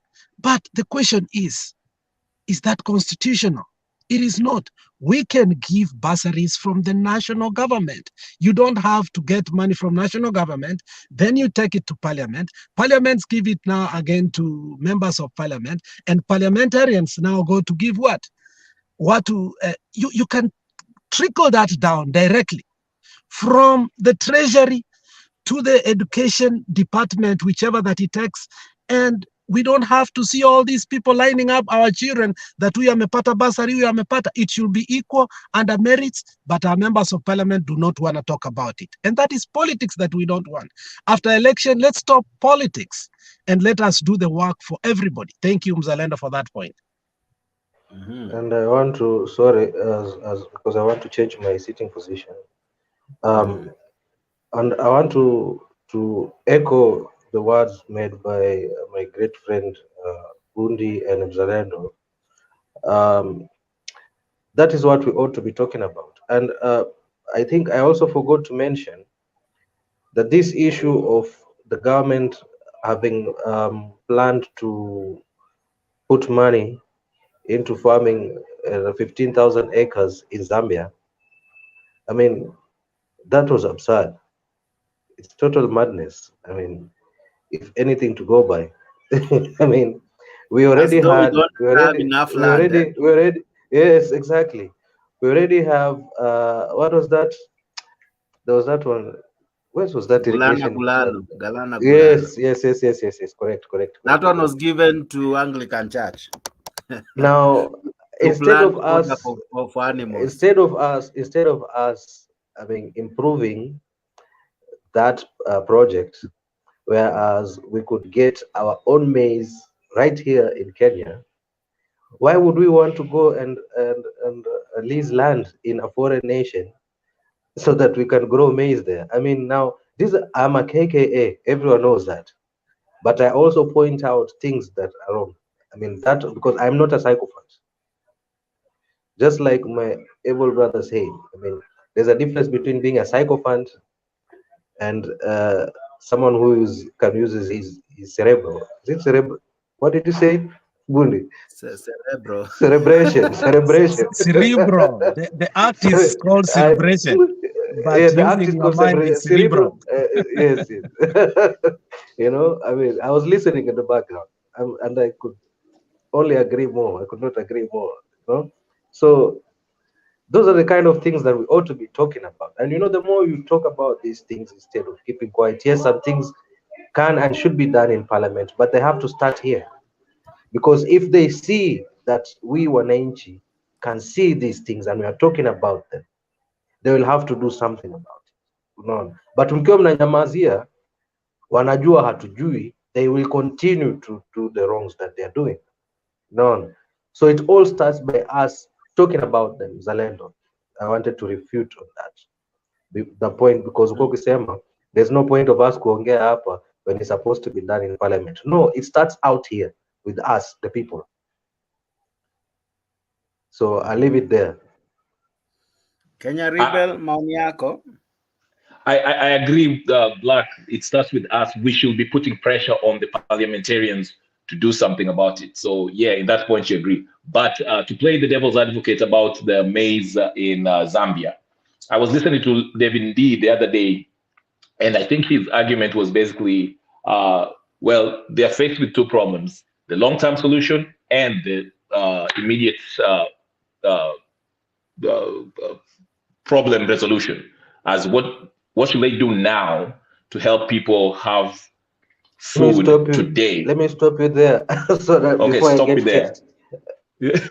one thing you ought to do as an advice before you get far, my brother. Never ever base your analysis on someone else's thinking. So when you say that they said this, they said and they said, then you it's, I mean, give us the way you view it. Try to tell us in your perspective. In your perspective. That's a good point, but I have to hide. I'm still trying to give you what, in defense of what the government is saying first, and the economic czar, the biggest, the economic advisor is David D. That's why I said I mentioned his name. I highlighted that before I get to what my thought is. So anyway, so that's what he was saying. His reasoning was this: as far as the long-term solution is, they expect, well, the rains are now going on, and maybe the first harvest should be in August, according to him. That's what he said. I don't know. I'm not familiar with that. But the whole point was with the Zambian thing, they were trying to find extra land, or since according to him again, the land there is good for farming. It can grow stuff real quick and bring some stuff immediately to bring, you know, I mean, okay. The whole point is this: if they can have more production, okay, the Zambian thing will be faster as far as the harvesting. In that way, they can have more supply of corn, maize, whatever we call it, and that will help alleviate the mambo ya unga and also mambo ya lack of whatever food production, because people are dying of jar. Now, my analysis is this: I agree partially, but I also disagree. Okay, for one, I say this: okay, as you mentioned, we have enough land here, but how much land do we have in Kenya that's not arable, but land that farmable land that we can grow? We have maize? 675,000 hectares under irrigation, but we have the capacity to double that to 1.5 million hectares to be under irrigation. I've given you the exact numbers. So when we are going to hire 15,000 acres, it's even larger. It makes no sense at all. For the money which we want to put there for the 15,000 acres, I make sense. I'm not a Kenya Kwanza apologist. I was throwing that out there, so I'll stand corrected because I don't have the numbers. I'm a KKA. I love KKA. But anyway, I like to stand with let me facts. come to your rescue. This was a stopgap measure. Okay. And there's no way you will have ready maize in 1 day or 2 days. You have to go to a country. Yeah. How long does it mean that when you plant it in Zambia, the maize will grow faster? In Zambia, the rainy, you know, our agriculture is rain fed. In Zambia, the rain pattern in Kenya is different. You understand that? We have maize in Trans Nzoia. And probably it is even cheaper. It is cheaper. That is the reason why the government went for Zambia. It is cheaper to plant maize in Zambia than in Kenya. Brother, listen, you guys look at the reasons why the government went to Zambia. They are saying it is cheaper to grow maize in Zambia than to grow maize in Kenya, our own country. These are the things that we need to look into. This is the government saying so. It is the government saying so. It is cheaper that to grow maize in Zambia. So the government it says it is unable to mitigate, and therefore it must use other mitigation methods that have been used by other countries. Why not copy and paste them?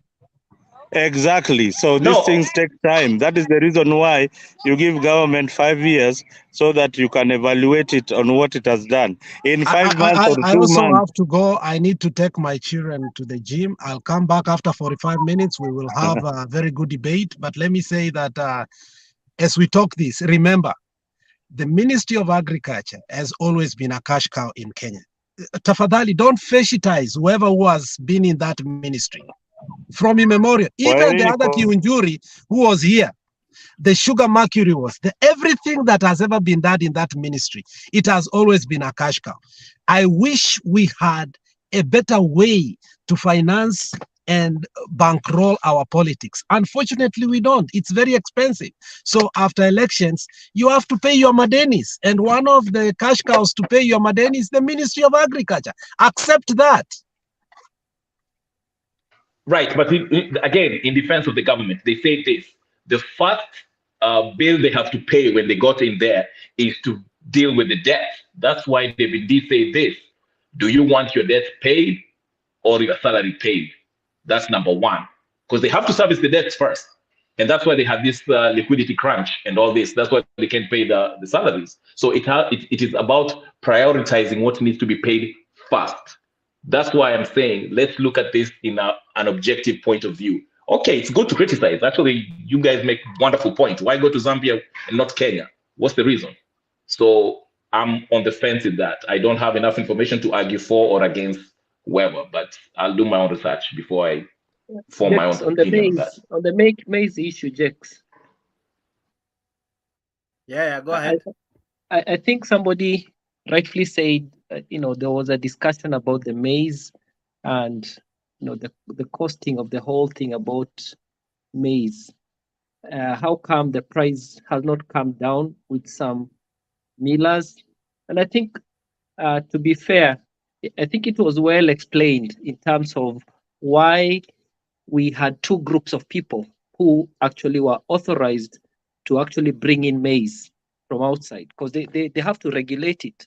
So the millers who did not get the license to import maize eventually also got, a leeway to import maize from the COMESA, and they have actually said their pricing for now may not come down immediately, but in the next 2 weeks, because they have gotten cheap maize from COMESA region, they are actually, and this is from the millers, this is not from the government. They say in 2 weeks, because their maize will be here from the COMESA region, their prices will come down. So I think I would trust that more than just the politicians talking, because we have people who already imported maize and their prices are coming down, and then we have another group who are also bringing in maize, and eventually the price will come down. That's for sure. It will not just suddenly come down. But from the look of things, we all agree it's going to happen in due course, and I think that's a good thing, and it's a positive thing. Again, on production, and I think that's my brother is trying to explain. We don't have to fear to look for options, and we have to give opportunity for that. And people may not like it, and they may interpret that as being a bad decision. But if you can produce maize in another country and they allow you to do that, and it's cheaper, because he gave the maths about the production cost in Zambia. And of course, the weather pattern there was allowing us to plant maize now, which will be ready in the next 4-5 months to come. That maize will be coming to Kenya. I don't think there's anything wrong with that, because already the rains we are having now are not even, may not be sustainable from the weatherman. So even what has been planted now in some regions may fail, because we don't know how long this rain will stay. So when measures are taken, unless somebody is trying to steal money from Kenyans, and that's what we should look out for.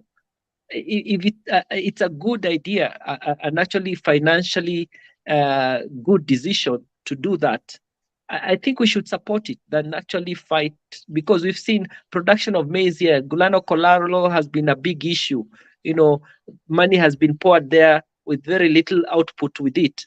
So do you want to replicate the same again? If something can work, let's try it out. If it doesn't work, we actually move to something else that works better for the Kenyans. So as we criticize, it's good to look at the facts. Why not empower our farmers? Why not empower our farmers? Do you think our farmers are not capable? You think they're not capable? Then no. I mean, if we can put enough funds to go plant maize in a foreign country, because Zambia is a foreign country, to go plant maize in a foreign country, we do have farmers. Why don't they give them cheaper agricultural inputs, reduce the fertilizers from the 3,500 which we are selling it to even have 1,500, the money that they're going to invest in Zambia, reduce that. Make it so easy for the farmers to plant these maize such that they can grow it in abundance. Because as it is right now, our financial situation is bad. Empower them. It is very much possible, and I mean, it's very much possible for us to be self-sufficient in matters maize. Black John, you see, just 1 moment. Allow me to leave you like 25-30 minutes under the able hands of Mise. I know he hasn't submitted, but you'll submit even as you moderate kidogo too. I'm coming. I take a glass of water and freshen up kidogo. Is it okay, Mise? Yeah, but next time invite me when Alex Media is here. I like No, anarudi, amesema anakuja, amepingisha watoto kwa gym. Okay, great. I'll be here and I'll be waiting. I think you have a bond to chew with him, eh?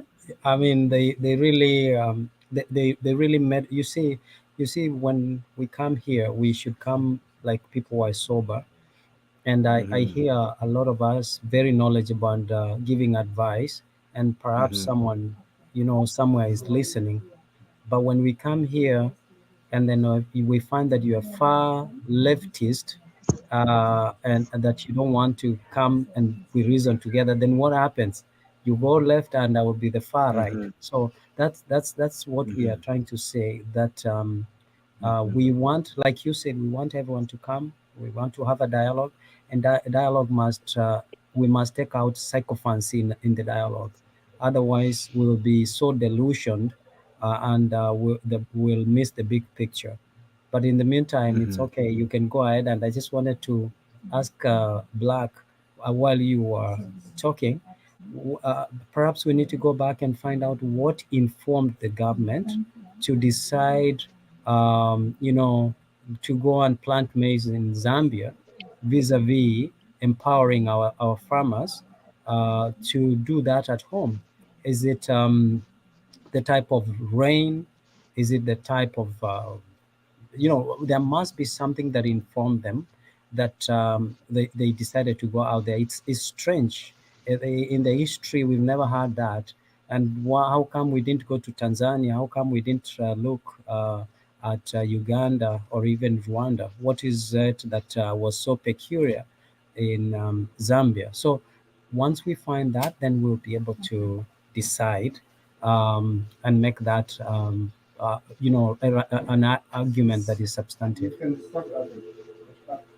Missy, the argument I was trying to make, I think, and this is my thought on this. I think from what I heard from the top economic advisor from Ruto, the reason for going to Zambia was part of the short-term solution to the unga problem or food shortages. Okay, that's correct. The long term is empowering the farmers to produce more, whether it's double, triple, whatever the case is. But for now, we are going to Zambia so that we can, because people need to eat. People need. The problem is right now. So let's go to Zambia where we can get the corn really quick to solve this problem by August. Maybe tukianza kupata maaninio, the harvest from our own farmers. Then we'll have a surplus of maize supply, and we can have we can plan for the future. That's what I think. So the question is that still has not answered the question, and that will make me agree with Black that if we are going to invest in Zambia and planting maize, we are creating jobs in Zambia, and we are allowing the trickle down economy on the money that we are putting there to circulate in another economy. Why not do it in our own? For example, let's take the Kenyatta family. They have thousands and thousands of piece of land. Why not then contract the Kenyatta family to do the farming and the maize, and then we can, in the process, in the meantime, we would have created our jobs. Money will circulate within our country, and so on. That is something that I've not understood. Why Zambia? Is it that in the month of January, February, March, our rain is not there? It's a dry season in Kenya. There is a rain in Zambia. That's what I want to understand.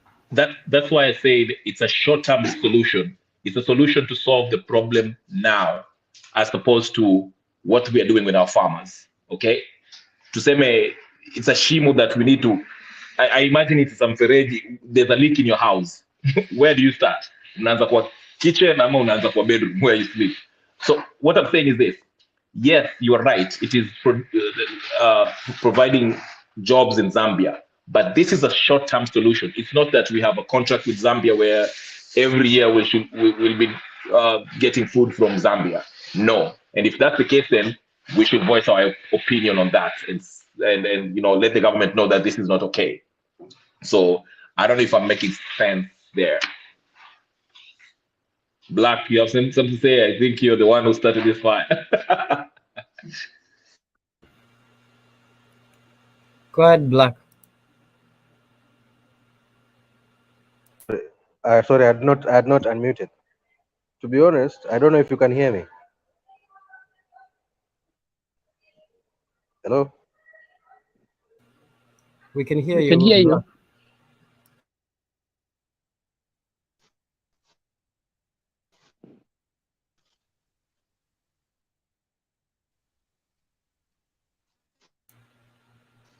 Black is frozen. Hello? Dandora News.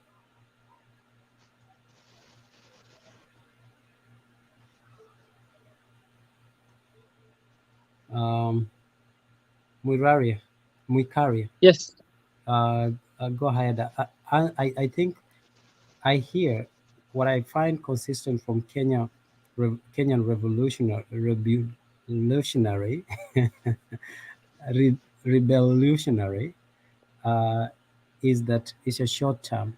Why wouldn't we apply the same short term in Kenya? What is impeding us from doing it in Kenya? I think nothing stops us. Okay, sorry. I think the point, I think I'll take the same argument in terms of, we know subsidies is not the best way to do things.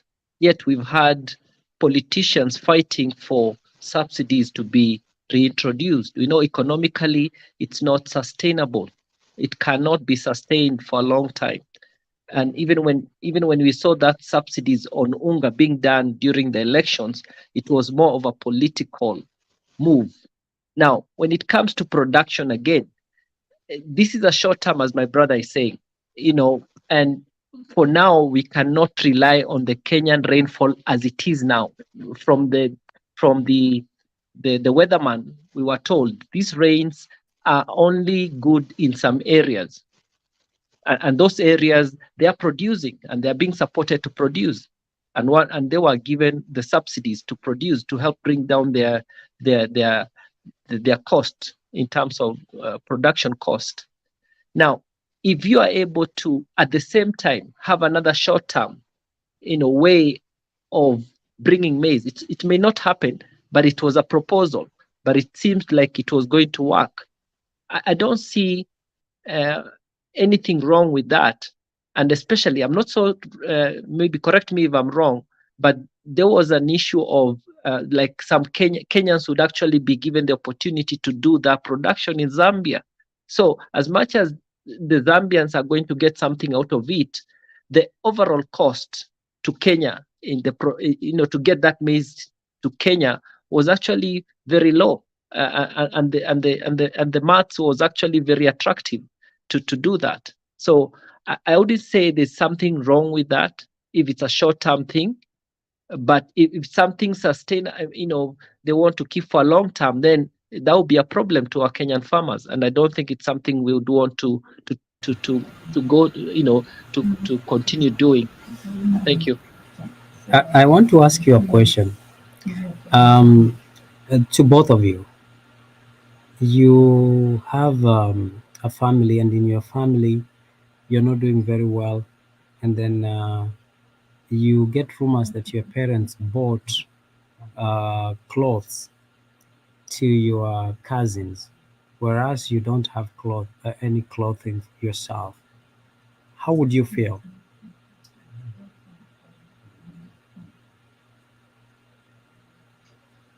Are you trying to liken that to? Are you trying to give that analogy? Use that as an analogy of what the government is doing?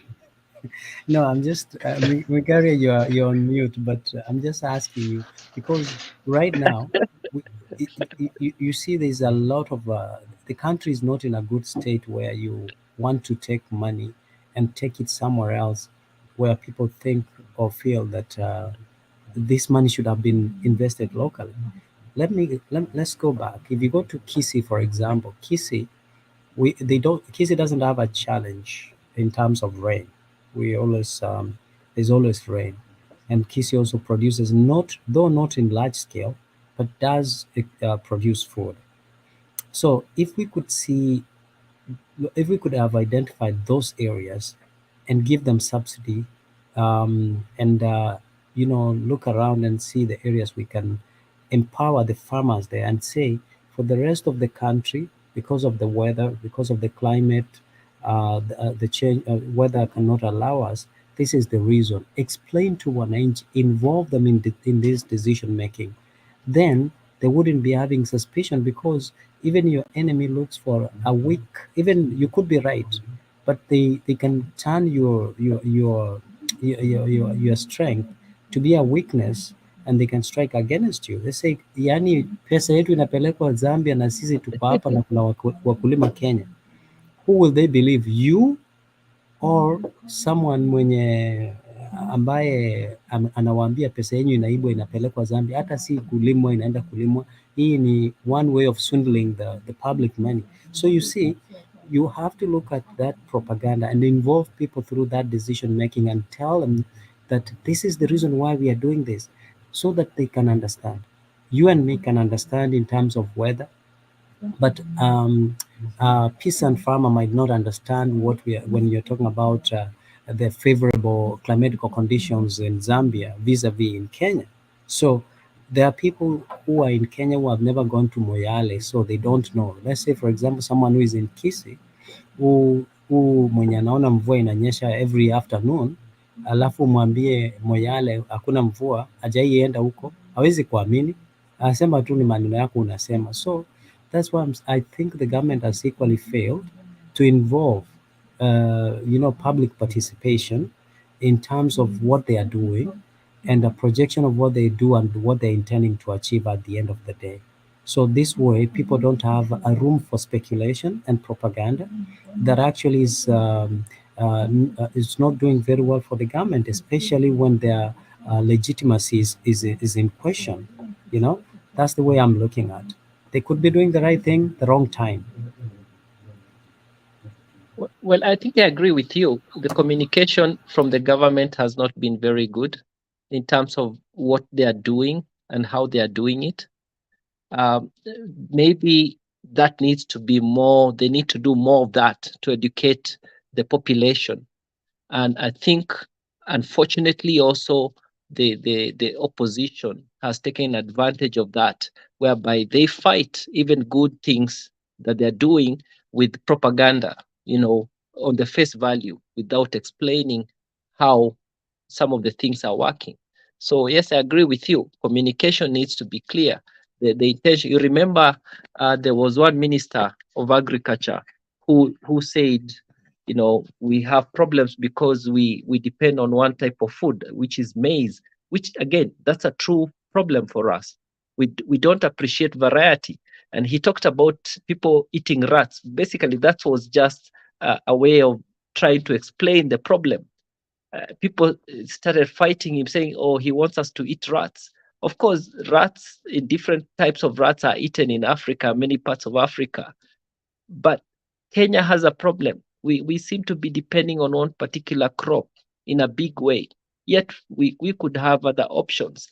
But you see how you communicate that can actually be misunderstood and be utilized by your opposition to actually, bring a lot of discussion that is actually meaningless and actually fight a good intention. So yes, communication needs to be better. People need to be explained why and why the things they're doing are being done the way they are doing it. And I think with that, then there will be more understanding as to why and where we are heading as a country. I slightly disagree in this. I think the communication, the government is trying their best. The problem is this, especially in Kenya, we pay more attention to personalities and political drama more than the real issues. For example, if I was to ask the average or most Kenyans, did you listen to the David D's interview when he was on Spice FM? They probably didn't. Okay. But when Raila holds a press conference and tells them, hey, there'll be maandamano tomorrow, I mean, I'll give you an example. I like watching, I don't know, there's this Nuru Okanga and there's this Omosh Jakababa. He was saying, I don't care if the unga goes down to 50 bob, you know, as long as Baba Kisema to Mandamano, you know. So that's an example of what we pay attention to. The communication part. Go look at the tweets by Levin Lee. Go look at the tweets by Hussein, whatever his name is. They post about these things, okay? But as I said again, people don't care about the. I mean, let me not say that. Let me correct myself. They care about the issues, but they pay more attention as to the political drama. Where is Mandamano today? Did Raila talk to Ruto? What did Ruto today? What did Gachagua say? You know, they don't discuss what we are discussing now. So the communication is not the problem. It's the media and the political drama that we are being fed on day after day, a barrage of this Mandamano nonsense that's going on. And that's where we lose, you know, we don't get the chance to have this dialogue. So, yeah. Can I add something to what you're saying? Let me add something to what you've said in terms of how we Kenyans take what we're being told by politicians. Well, the communication part, it's debatable whether they are communicating enough, but actually people want sensational news. People want to hear things that are exciting. And unfortunately, it's to the disadvantage. They don't listen to more important issues that are being discussed. Now, a good example, the group that is seated here, you know, all the guys who are seated here, you know, if we were to objectively discuss about the story about the server, you know, what does the server do? What does it mean? If going into the server, let's say the server were open, what will we see in those servers? You know, I don't know. I mean, do we need to be told by politicians what to expect? Or can we use our reason to actually think and actually look at the whole thing and think, well, a server is just a machine that is fed with information. But what information was fed there? Do we know? Yes, we do. And do we trust the information that was fed into that machine? If we don't, do we have that information? Can we verify it? Because it's not the server to tell us how we voted. We know how we voted. And I fail to understand, you know, even as we sit here and we start looking at the issue, and we just flow with the politicians, you know, what they're saying, all we want is the server open. I can't get it. I don't know whether it's my understanding, but I still don't understand why we want to flow with the politics than actually call out things as they are. Because, you know, the reason why it's working that way is because of the theory of the Machiavellianism, where you repeat the same narrative until it becomes the gospel truth. Yeah. So you're right. I just wanted to disagree with in terms of communication. It is the role of the government to simplify communication for its citizens in whichever way. That is why you have even civic education, which should be provided by the government and not-for-profit organization and so on. So when the government fails to communicate, then we start having problems. Remember, go back and see people like Fidel Castro. When they were, at one point, the government was almost overthrown. What they made sure they have taken and protected so zealously is the broadcasting houses. So the government must have active people who are going, just like during the campaigns, we saw most politicians living in the studios every day, every morning. That is what the government should do. People like Alfred Mutua, they are very good in communicating. So we want the government to unleash a group of people who should update. You know, State House has communication team. This communication team should make sure they have simplified the the manner which media, communication is relate to people, so that it can remove the suspicion and lack of trust between the government and the people. So you're right that they have tried to communicate, but you see the channels they are using, the majority of the people don't use them. Like if you go to Twitter, my grandmother is not in Twitter. If you go No. to YouTube or there's a YouTube channel I just forgot it. You mentioned it a while ago, where Ndi was interviewed.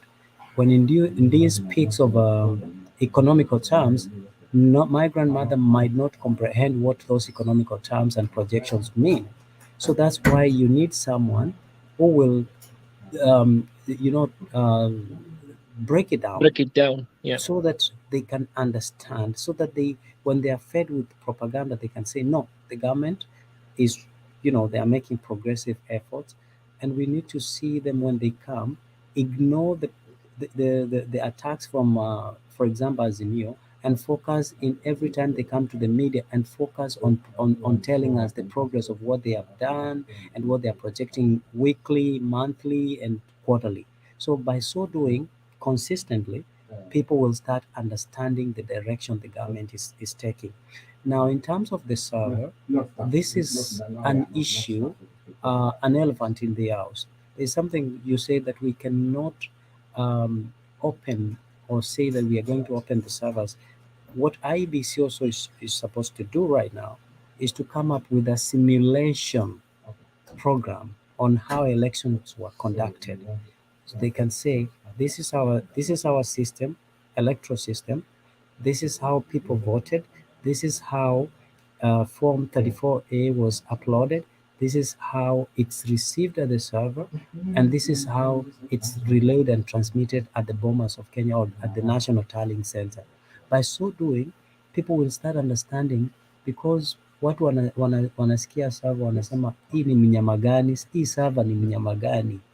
So they think it's something that is containing. But if you look at the server, for those who understand, the server has some three elements.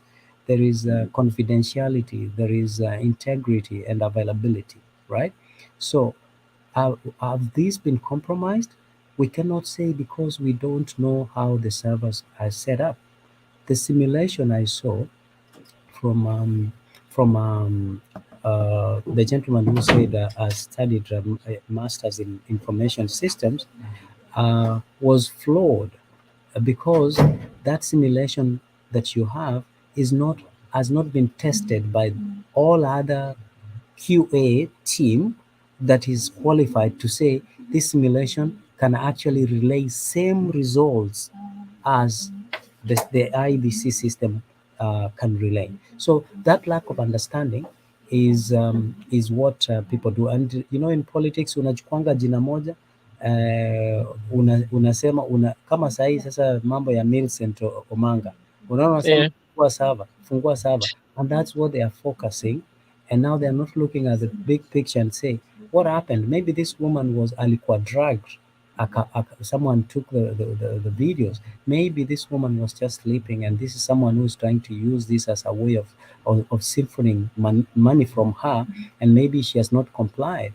These things happen, but we are not asking. All we are looking at, oh, Millicent is in Kenya Kwanza. This is a score point. So the moment we stop scoring one another, that is when we will start talking about development. Go ahead. Yes, I agree with you. But in government's defense, and I'm not here as a government spokesman person. First of all, the government is relatively young. They are still, they're barely have power. It's not even been a year. And just the attack they have been suffering from Azimio side. I mean, whether it's Sava, Bei Unga, tomorrow it's, I don't know what. I mean, they are being attacked from everywhere, okay? So who wants to hear about your economic plan if people are in the streets fighting with the police, guns and all that stuff? So that's where they have that's part of the reason why they have communication problem. But yes, I agree with you. Twitter and it's hard to describe these complex concepts to your grandma. Now, the problem is, as you've highlighted, most people do not have the basic understanding of how government works.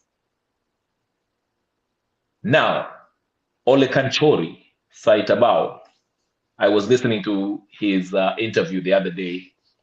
He mentioned that they had sort of the whole simulation thing with the IEBC before the elections were conducted from both parties, whether it was the Azimio side, Kenya Kwanza. They were shown how all these things worked, okay? The election happened. According to Ole Kanchori, he's blaming basically Jubilee side of the coalition, saying that they took over their command center and sabotaged the communication within the Azimio side of the agency part. That's why they lost. That's his reason. But here is the issue, a bigger issue. The matter was brought to the government branch that is responsible for handling disputes, which is the Supreme Court, right? Questions were asked. Evidence they sift through the evidence to see if they were really legit or not, okay? Including the server issue, okay? And they found there was no issue. 6 months later, they're now telling us, open the server, open the server. That's why I said here on the start when, I don't know, the guy who you were asking about, Mr. Alex, I guess that's his name, Bundi. I told him, let it rest because presidential elections were to be determined at the polling station, okay? So if you want to know who won, go to the IEBC, ask them for those Form 34As, add them up, see if they match up with the number that IEBC told us. And if it doesn't match up, then you may have a case, okay? Asking for a server, as you say, is not the way to go. It's not going to solve anything. Server is just a backup to what the physical results were showing us. That's why I keep on saying this server issue is a non-issue, okay? So when somebody asks for a server, it's like, and again, last point, I'll say that. We can't go back to the court and ask them to review the voting machines because the issue had been adjudicated on the Supreme Court, the highest court of the land. So and Azimio knows that. That's why I keep on saying the Azimio people who are calling for the server, they are banking on the ignorance of their supporters. They know most people don't know how electoral process works. That's why they say this. So that's the problem right there. I lost my thought on the other thing that you said. I don't know, but keep on asking questions. Or maybe John, you have something to say, or Mr. Mark, I don't know. Mr. Mark, welcome. Karibu sana. Endelea, toa maoni yako, karibu. Hello. Hello, are you able to hear me? Yes. So before I proceed, maybe I could, if you allow me, Mr. John, I wanted to correct him a bit. Yeah, go ahead. I've been following for more than an hour. There is something he touched on. Yep. And I was moved. So he referred to when you are discussing or debating. I don't think it's very nice to use a statement like any fool can understand this. So when you refer to someone as any fool, and probably you are referring to that person who has a negative point with you, that means automatically you are calling them a fool. And you remember, this world, we always learn. So you probably are not a fool. That's true. You could not be a fool in one area, but there is another area where you are weak. So it's always good to try to be neutral when you are bringing up or objective when you are arguing, instead of probably insulting someone or negative comments about them. I agree. So I apologize for the use of the language. I will try to use a better language. But Mark, acha nikuulize ndugu yangu, najua when we engage in a meaningful and constructive dialogue, language actually doesn't become an issue. But when, like you said, when you find other part of the divide, they are loosely not choosing their words, then at one point you say, unajua, wacha sisi zote tukue nguruwe, tuingie kwa matope, tuogelee matope, tukitoka huko mwenye atang'ara aoge ang'are. Then we reason later. But again, I agree with you. If all of us came and appealed, and I like the way John as quickly said, will endeavor to watch my choice of words and so on. If all of us were remorsive, that when we are corrected, we don't take an offense, but take correction, I think we can have a better and a meaningful country and even engagement. Yeah, remember, you also have to remember that when you are discussing, either you have your point and somebody else has their stand. Remember, the other person could be wrong, and so it's up to you to convince them.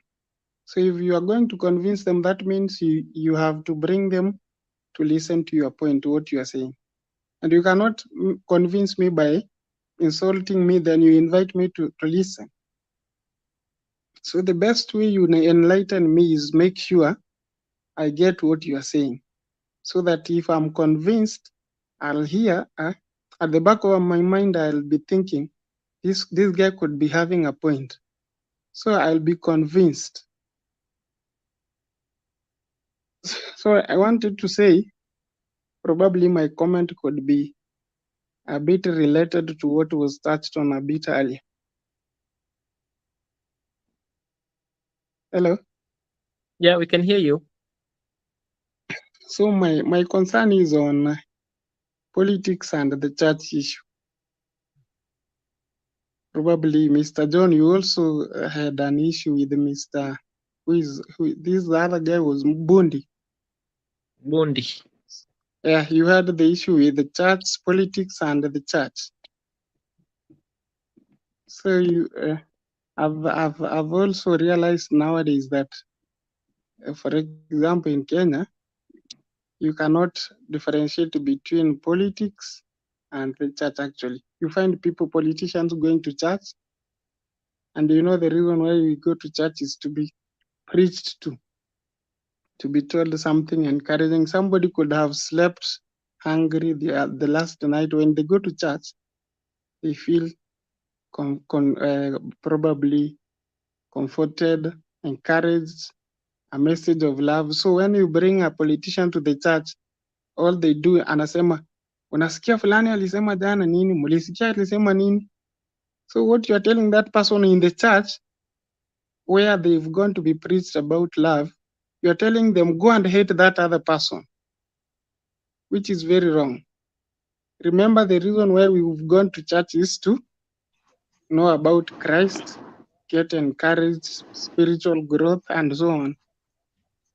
So I also think it's very wrong that the church has been bought. Actually, the church has not differentiated between politics and what the church is meant to do.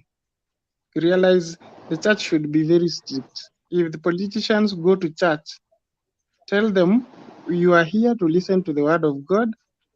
Then after there, the politics can be outside of this part. Because now if you tell my pastor that he has to align himself or herself with what a certain party says more. For example, maybe Azimio. That means there could be another person from maybe Kenya Kwanza who has some good idea. It could be a leader in future. But when you come and talk about negative about that person in the church, what you're trying to tell the members is that never give this person a chance. But remember, that person could be better than that one who is currently holding that seat. So I think the church should be try as much as possible to be neutral and only give leadership or direct its members on the characteristics of leadership. Let them know that if you want to elect a leader, he should be free of corruption.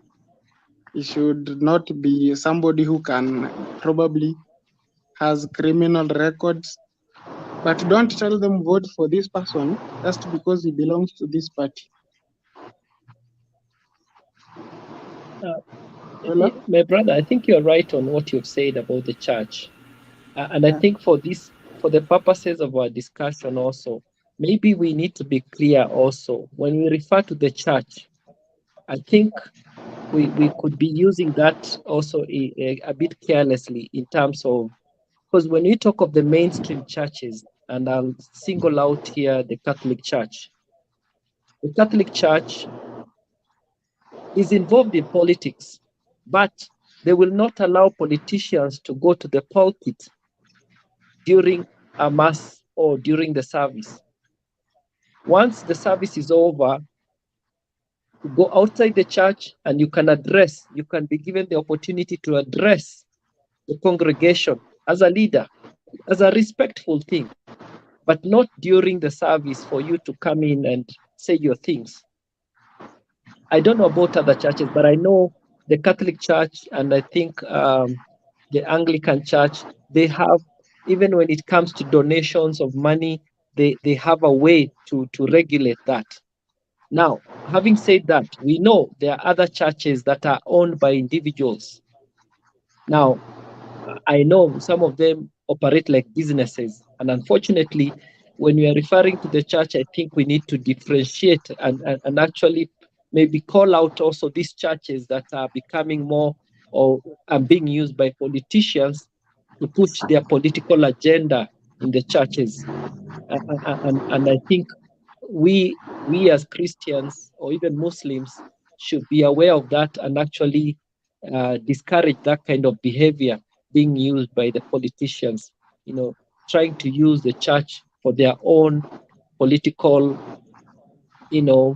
gain, as opposed to promoting what the church is supposed to do. The main thing is spiritual and not the other aspects, although it can be involved in it, but the main thing in the church is about spiritual nourishment of the Christians or the Muslims also in their religion. Yeah, thank you. Julius, karibu sana. Julius Agonkwe. How do you pronounce your last name, Julius? Agongwe? Hagohwe. Hagohwe. Karibu sana. Hagohwe. Yeah, karibu. Maoni yako vipi? Kwa sahili sitoni maoni, acha nifuatilie kwanza. Asanti. Mark, ulikuwa unachangia vipi? I had a concern. My concern is about our political parties and how we do our politics. If you look at what we do, how we behave, and we compare elsewhere, like the whites, maybe, for example, in the United States, what they do, it's completely different. I don't know what we can do to improve our democracy and politics and parties, political parties probably. For example, if you look at, let me use an example of Azimio. I come from Nyanza side. If somebody tells you they belong to Azimio, when you come from Nyanza, automatically you are likely to win in an election because you are in Azimio and you are from South Nyanza probably. when you look at UDA, for example, as currently constituted, most of its members are from, let me say, mostly they are either Central or Rift Valley. So what can we do so that when somebody comes up with any party, you do not think that this person must belong to Azimio, or if you are from Rift Valley, you have specifically you must be in UDA so that you win an election there.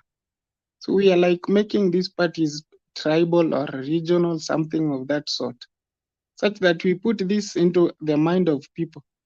When you stand with a certain party in a certain region, people will reject you even if you had bright ideas. People will just refuse to elect you just because you are seen like you are a traitor. Wewe, how comes wewe sisi huku tunapigia UDA, wewe unasimama hapo Azimio? And that is what makes things wrong, because we end up somebody who could have been a leader is denied that chance just because of the party they were in. So mostly, if you compare what we do and what the Westerns do, their conviction, how they convince their people to vote for them is based on their track record and the speech. Actually, they're very careful with the words that you use. During campaign, for example, you raise a certain allegation or a point against a certain race, maybe a black. People will take that point very serious and they will start eliminating you from day one, from the words that you spoke. But here in Kenya, you can just use any word.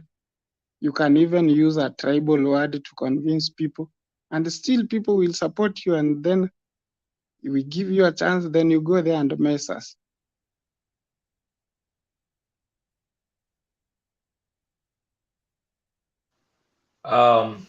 That's a really good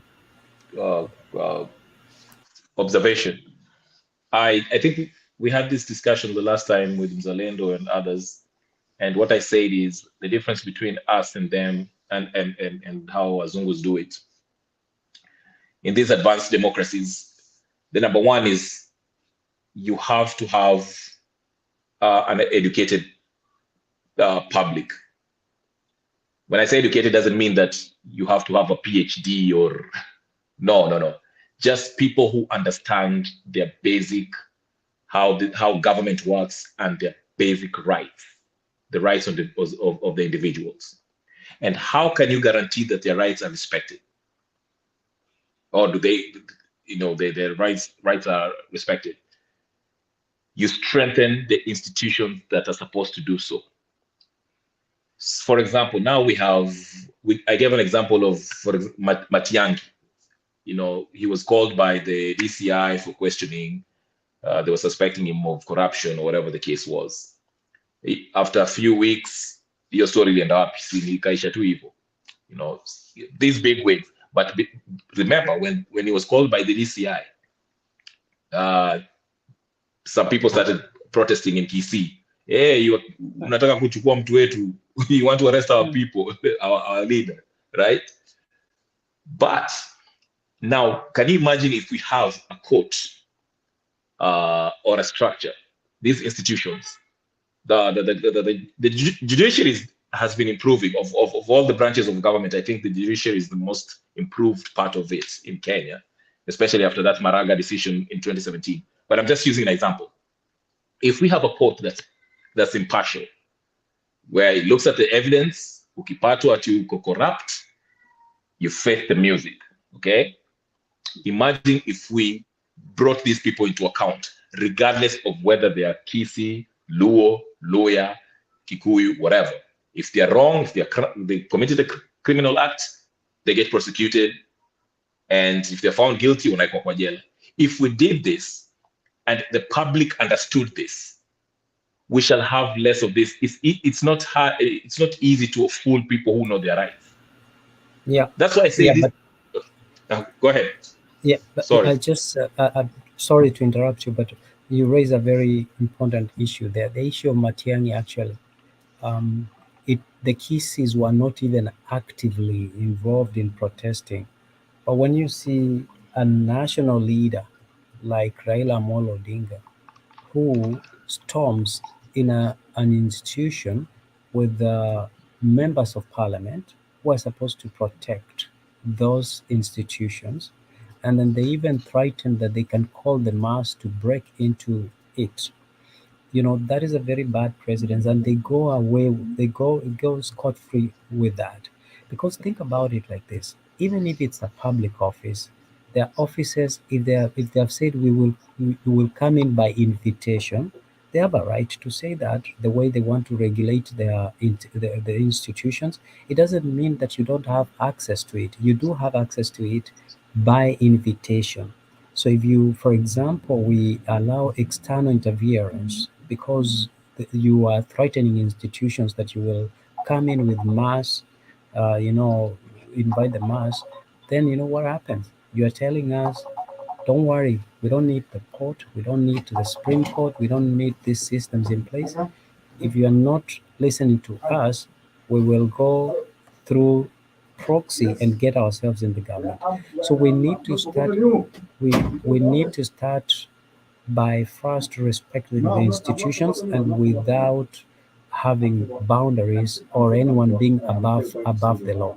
Okay, so that is the challenge that we have right now, and I hope that one day we should not have selective application of respecting the institutions that we have. You cannot disrespect one institution while you want to streamline the other institution. For example, the DCI was disrespected by the battery of lawyers, and by the way, lawyers are supposed to be to conduct themselves in the public in a certain way that does not demean the law or the provisions of the law, just because they are highly respected in the society and a lot of people look up to them. So when they break the law in the name of protecting one of their own, then or someone who is influential, it means tomorrow if Ruto committed a crime, we cannot hold him accountable as the president of the Republic of Kenya. Whereas countries like US, we can see the former president is arraigned in court. Kwani is our country, what happens with our country? Kwani our country tuko na untouchables, na wale ambao wale ukifanya makosa lazima upelekwe kotini. Go ahead. Part of the reason also is that's why economy is also important. The disparity between the political class and the common mwananchi. You see this wakina Raila, Ruto, Martha Karua, whatever. They're billionaires. Okay? The common mwananchi, that's why you remember when Mzalendo was giving an example, you see these MPs, they come in and line up and give you money, because the common mwananchi akona shida, he can't even afford 3 meals a day. Unaona? So they have and they're not well educated, civil education, that is, not just educated, but civil education. So kama uko na njaa na uko na shida, okay, you're looking at these people they have billions, okay, they have influence, money, they come here and they dish you those goods. So you don't even understand your rights, you don't understand how the government works. So that's the problem. That's why you see our wakina Raila, they can storm into DCI with a mob and do what they do and nothing will happen because no one will speak up. The common mwananchi are looking at them as demigods, okay? So once you move these people up the social economic ladder, okay, with proper civil education, how the government works, what rights do you have, okay, they'll start asking more questions and holding these people accountable when they do such things. And we're making progress. I mean, we're still a young democracy, but there's signs. The younger generation are they're waking up. These are people who are educated. They don't have jobs, but they understand. No, this is not the Constitution say this.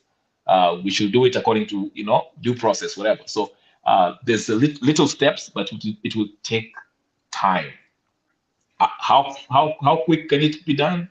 It all depends. It depends with the people, how the government in place, the policies that are put in place, and how economy also works. So everything is interrelated. But yeah, that's my 2 cents. Yeah, I think to add on to that, what our brother has brought out in terms of these political parties, I think there's a bigger problem to it than just the political parties. It's not just about Azimio. I think the worst and the bad, the greatest problem is where these individuals actually own these parties. Because when you talk of Azimio, it's not the party. We're talking about Raila. You talk of UDA, you're talking about Ruto. You talk of Jubilee, you are talking about Uhuru. You talk about what's the party for Wiper? It's Kalonzo. Basically, these people operate this as personal property. And unfortunately, if you are not in terms with him, then like in Western part, you're not going to be, it doesn't matter how good you are. You're either with Raila or not, regardless of the party. You're either with him or not with him. And if Raila says you go, you go.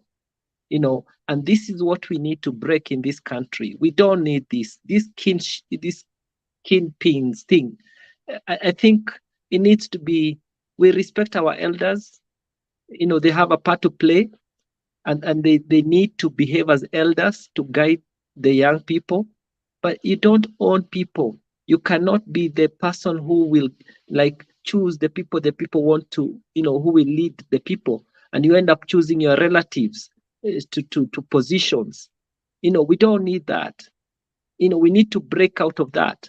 And I think borrowing from the central part of Kenya, as much as they respect their leaders, they don't allow them to dictate who they are going to choose, because we end up having to choose people who are not good and cannot represent as well, because they feel like they are there because of their money, and they're there because somebody put them there. It's not the electoral the people. And I think we need to move away from that so that we can get good people, and that will also sanitize these parties and the way they behave. It's a high time the parties are broken to represent the people, and not parties being personal properties, because it's a big problem in this country. Western people, I don't know how they'll break away from it, because it's clearly you're either with Raila. If you're not, you don't have a chance to even be an MCA in that part of the country, unfortunately.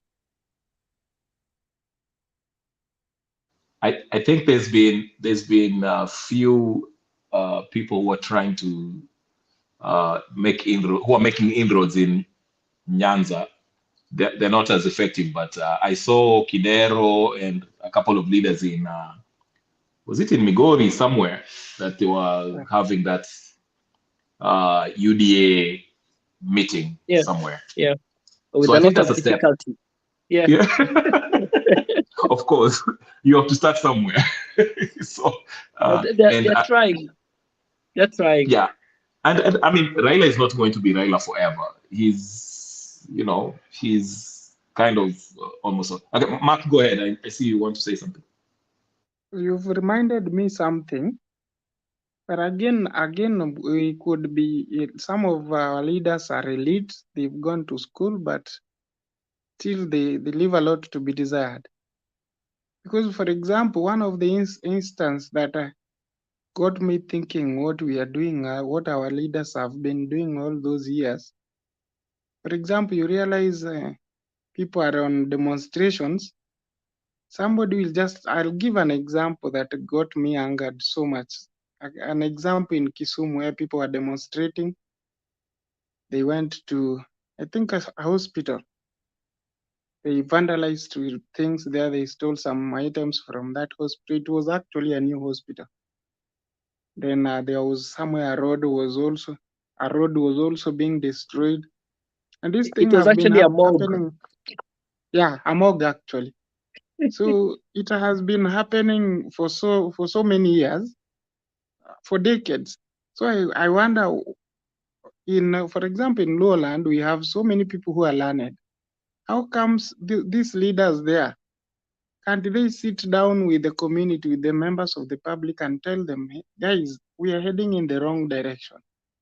How comes these people, we have parliamentarians there, MPs, we have great professors there, but you see people in the society messing with the resources.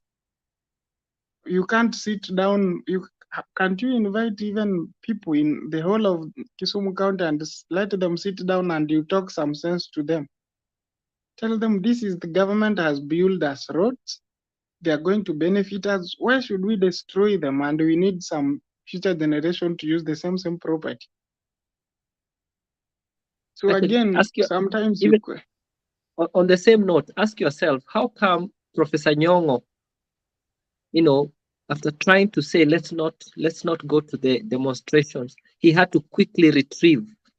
Ask yourself what informed him of that. Yet he's a very intelligent person. Unfortunately, why did he have to retreat back? If you you think of Baba it, akisema left, tunaenda left. But you see, it is sad. It is sad. Very sad indeed.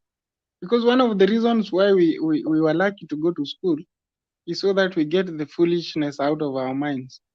There are certain limits. In as much as I support Baba myself, there are certain limits and there's things I cannot do just because Baba said. Because you cannot tell me to pick a panga and kill somebody or a neighbor I've lived with for years, and just go and do it because Baba said it. There are some limits I should go, and there are some limits I need to question what I'm being told.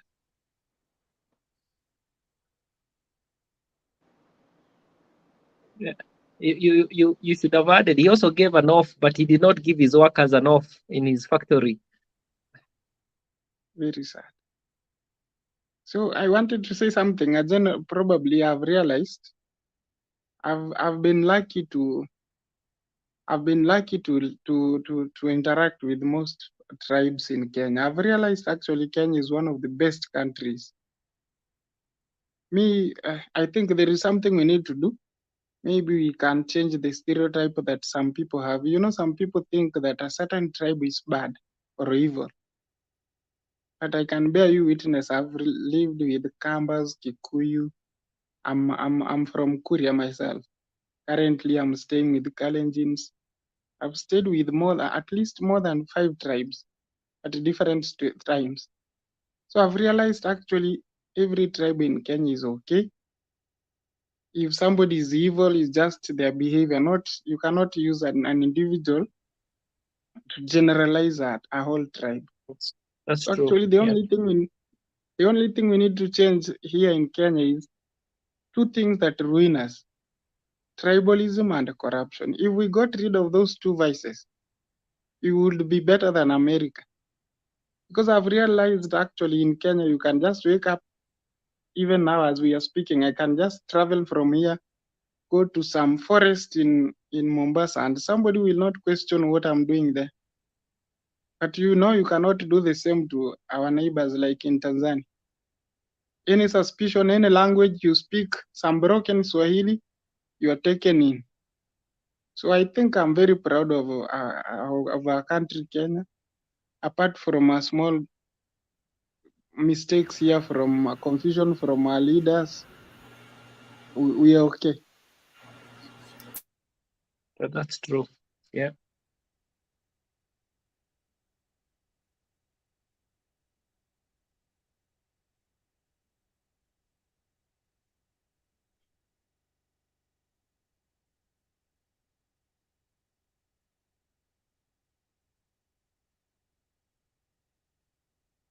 The other guys lost or something.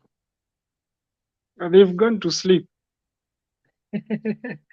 So I think it's a good time to sleep too. I think we can make this country better, and I think being united, putting our tribes away, is the way to go. I've actually learned, I cannot judge an individual just because of their tribe. Yeah. I have that in me.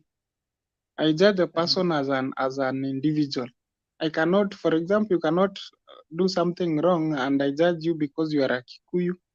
I start thinking this person is wrong because he comes from this tribe. I've realized if somebody from even my family can be worse than even I could ever imagine somebody else could be. So when somebody messes, I don't blame them just because of their tribe or where they come from. These are choices, individual choices. Yeah, because what you are saying is we should avoid generalization, but if we avoid generalizations, if our leaders avoided generalization, they can't be in power because then the public will be empowered. If you don't, if we are not divided along tribal grounds, then our our our our country would have been united more than we see now. And it is true, Kenya is a very good country because if you look at the way Kenya is we coexist with other tribes. But again, there are individuals who have created certain standards that if you live against those standards or expectations, then you are labeled, like you said. Think about someone like Jalango who made an attempt to go to see, Ruto. He was labeled as a traitor. People like Tuju, Rafael Tuju, who were humiliated. A lot of people who have gone against certain grain and they are labeled as traitors, and that is very bad.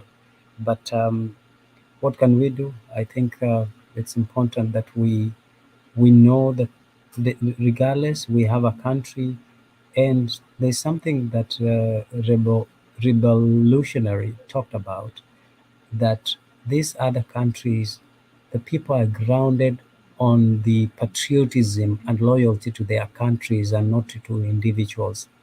Because of that, no matter what or whoever wins, at the end of the day, your loyalty is to your country.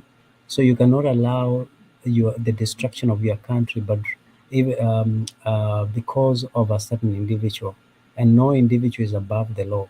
But in Kenya, some individuals are above the law. That's where you started hearing that now the fourth arm of the government is Raila Amolo Odinga, and that's a very bad precedent. And we always get free, without being held accountable to that.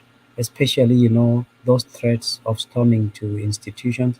We need someone who can arrest even Uhuru Muigai Kenyatta if he is gone or if he has broken the law without thinking twice. That is, he was once the former president. Why? Then we will create presidents that whoever, regardless of who you are not above the law. You have to abide and obey the law. This way, we will have created systems that will work for us instead of us working for and manipulating the system as we may please. Yeah, I totally agree with you. And it's sad that people have gotten away with a lot of atrocities. They've gotten away with a lot of, serious criminal activities in this country just because of their position. It's a high time that changed. And I hope, some of these people are brought to book with time, because we are all equal in the eyes of the law, as it is said. But we need to see that happen in reality. I want to thank you guys. Have a good morning, or is it a good night? It was good discussing with you. Yeah, absolutely. And I think Jax maybe is not coming back. I think we can end the show. Oh, Mzalendo is here, but we can end the show so that we can focus on other things. Yeah, but I'm grateful that we have had a very sober conversation today, without necessarily trying to put one another down, and trying to listening to one another and respecting other people's divergent opinion. I think that makes us more mature and focused, and we cannot be used to propel the agenda, the crooked agenda of these people. So that is where and what we should do. Mark, what is your final thoughts so that we can wind up? Something I think we need to take up responsibility. If we see a mess, let us call a spade a spade. Just because I support somebody, for example, I support Ruto. If he messes, I shouldn't go around convincing people that the government is doing something right. Let us learn to to identify a mistake and talk about it and cry. Cry. Let people know that this is wrong. If Raila is wrong, we should also make sure we speak about it. You know, one of the reason why we mess is because we become sycophants and we forget about mistakes. So people for the 5 years that we've elected them, they will not do their work. Next time they come back again, we continue singing about them. Even if it's my brother, I should man up to myself and make sure I identify a weakness in my brother, even if he's an MP. Let him know that if he doesn't work, next time he will be accountable. He should not be given a chance. I should not vote for him just because he's my brother. Thank you. I've also learned very much a lot from you. I think anytime I have time, I'll connect. Karibu sana Mark. It's always a pleasure to have you here. Muikaria, do you have anything else to add, or are we good to call it a day I for think today? as we end the thing, I think at all times let's seek to be, to address the actual issues and remain with the issue, without getting lost to the sideshows. Because sometimes that's what brings emotions. That's what even brings people, using words that sometimes are not acceptable. I think we can do that, and if we do that, I think we'll be more productive, and we will see things as they are and address them properly. Thank you. Thank you very much. Let me wish you a very good morning, a very good evening from wherever you are watching us from. I want to thank you for joining us in this discussion. Looking forward to see you tomorrow, and keep this as your channel, and have a good night and a good morning wherever you are. Good morning. Good night. Bye.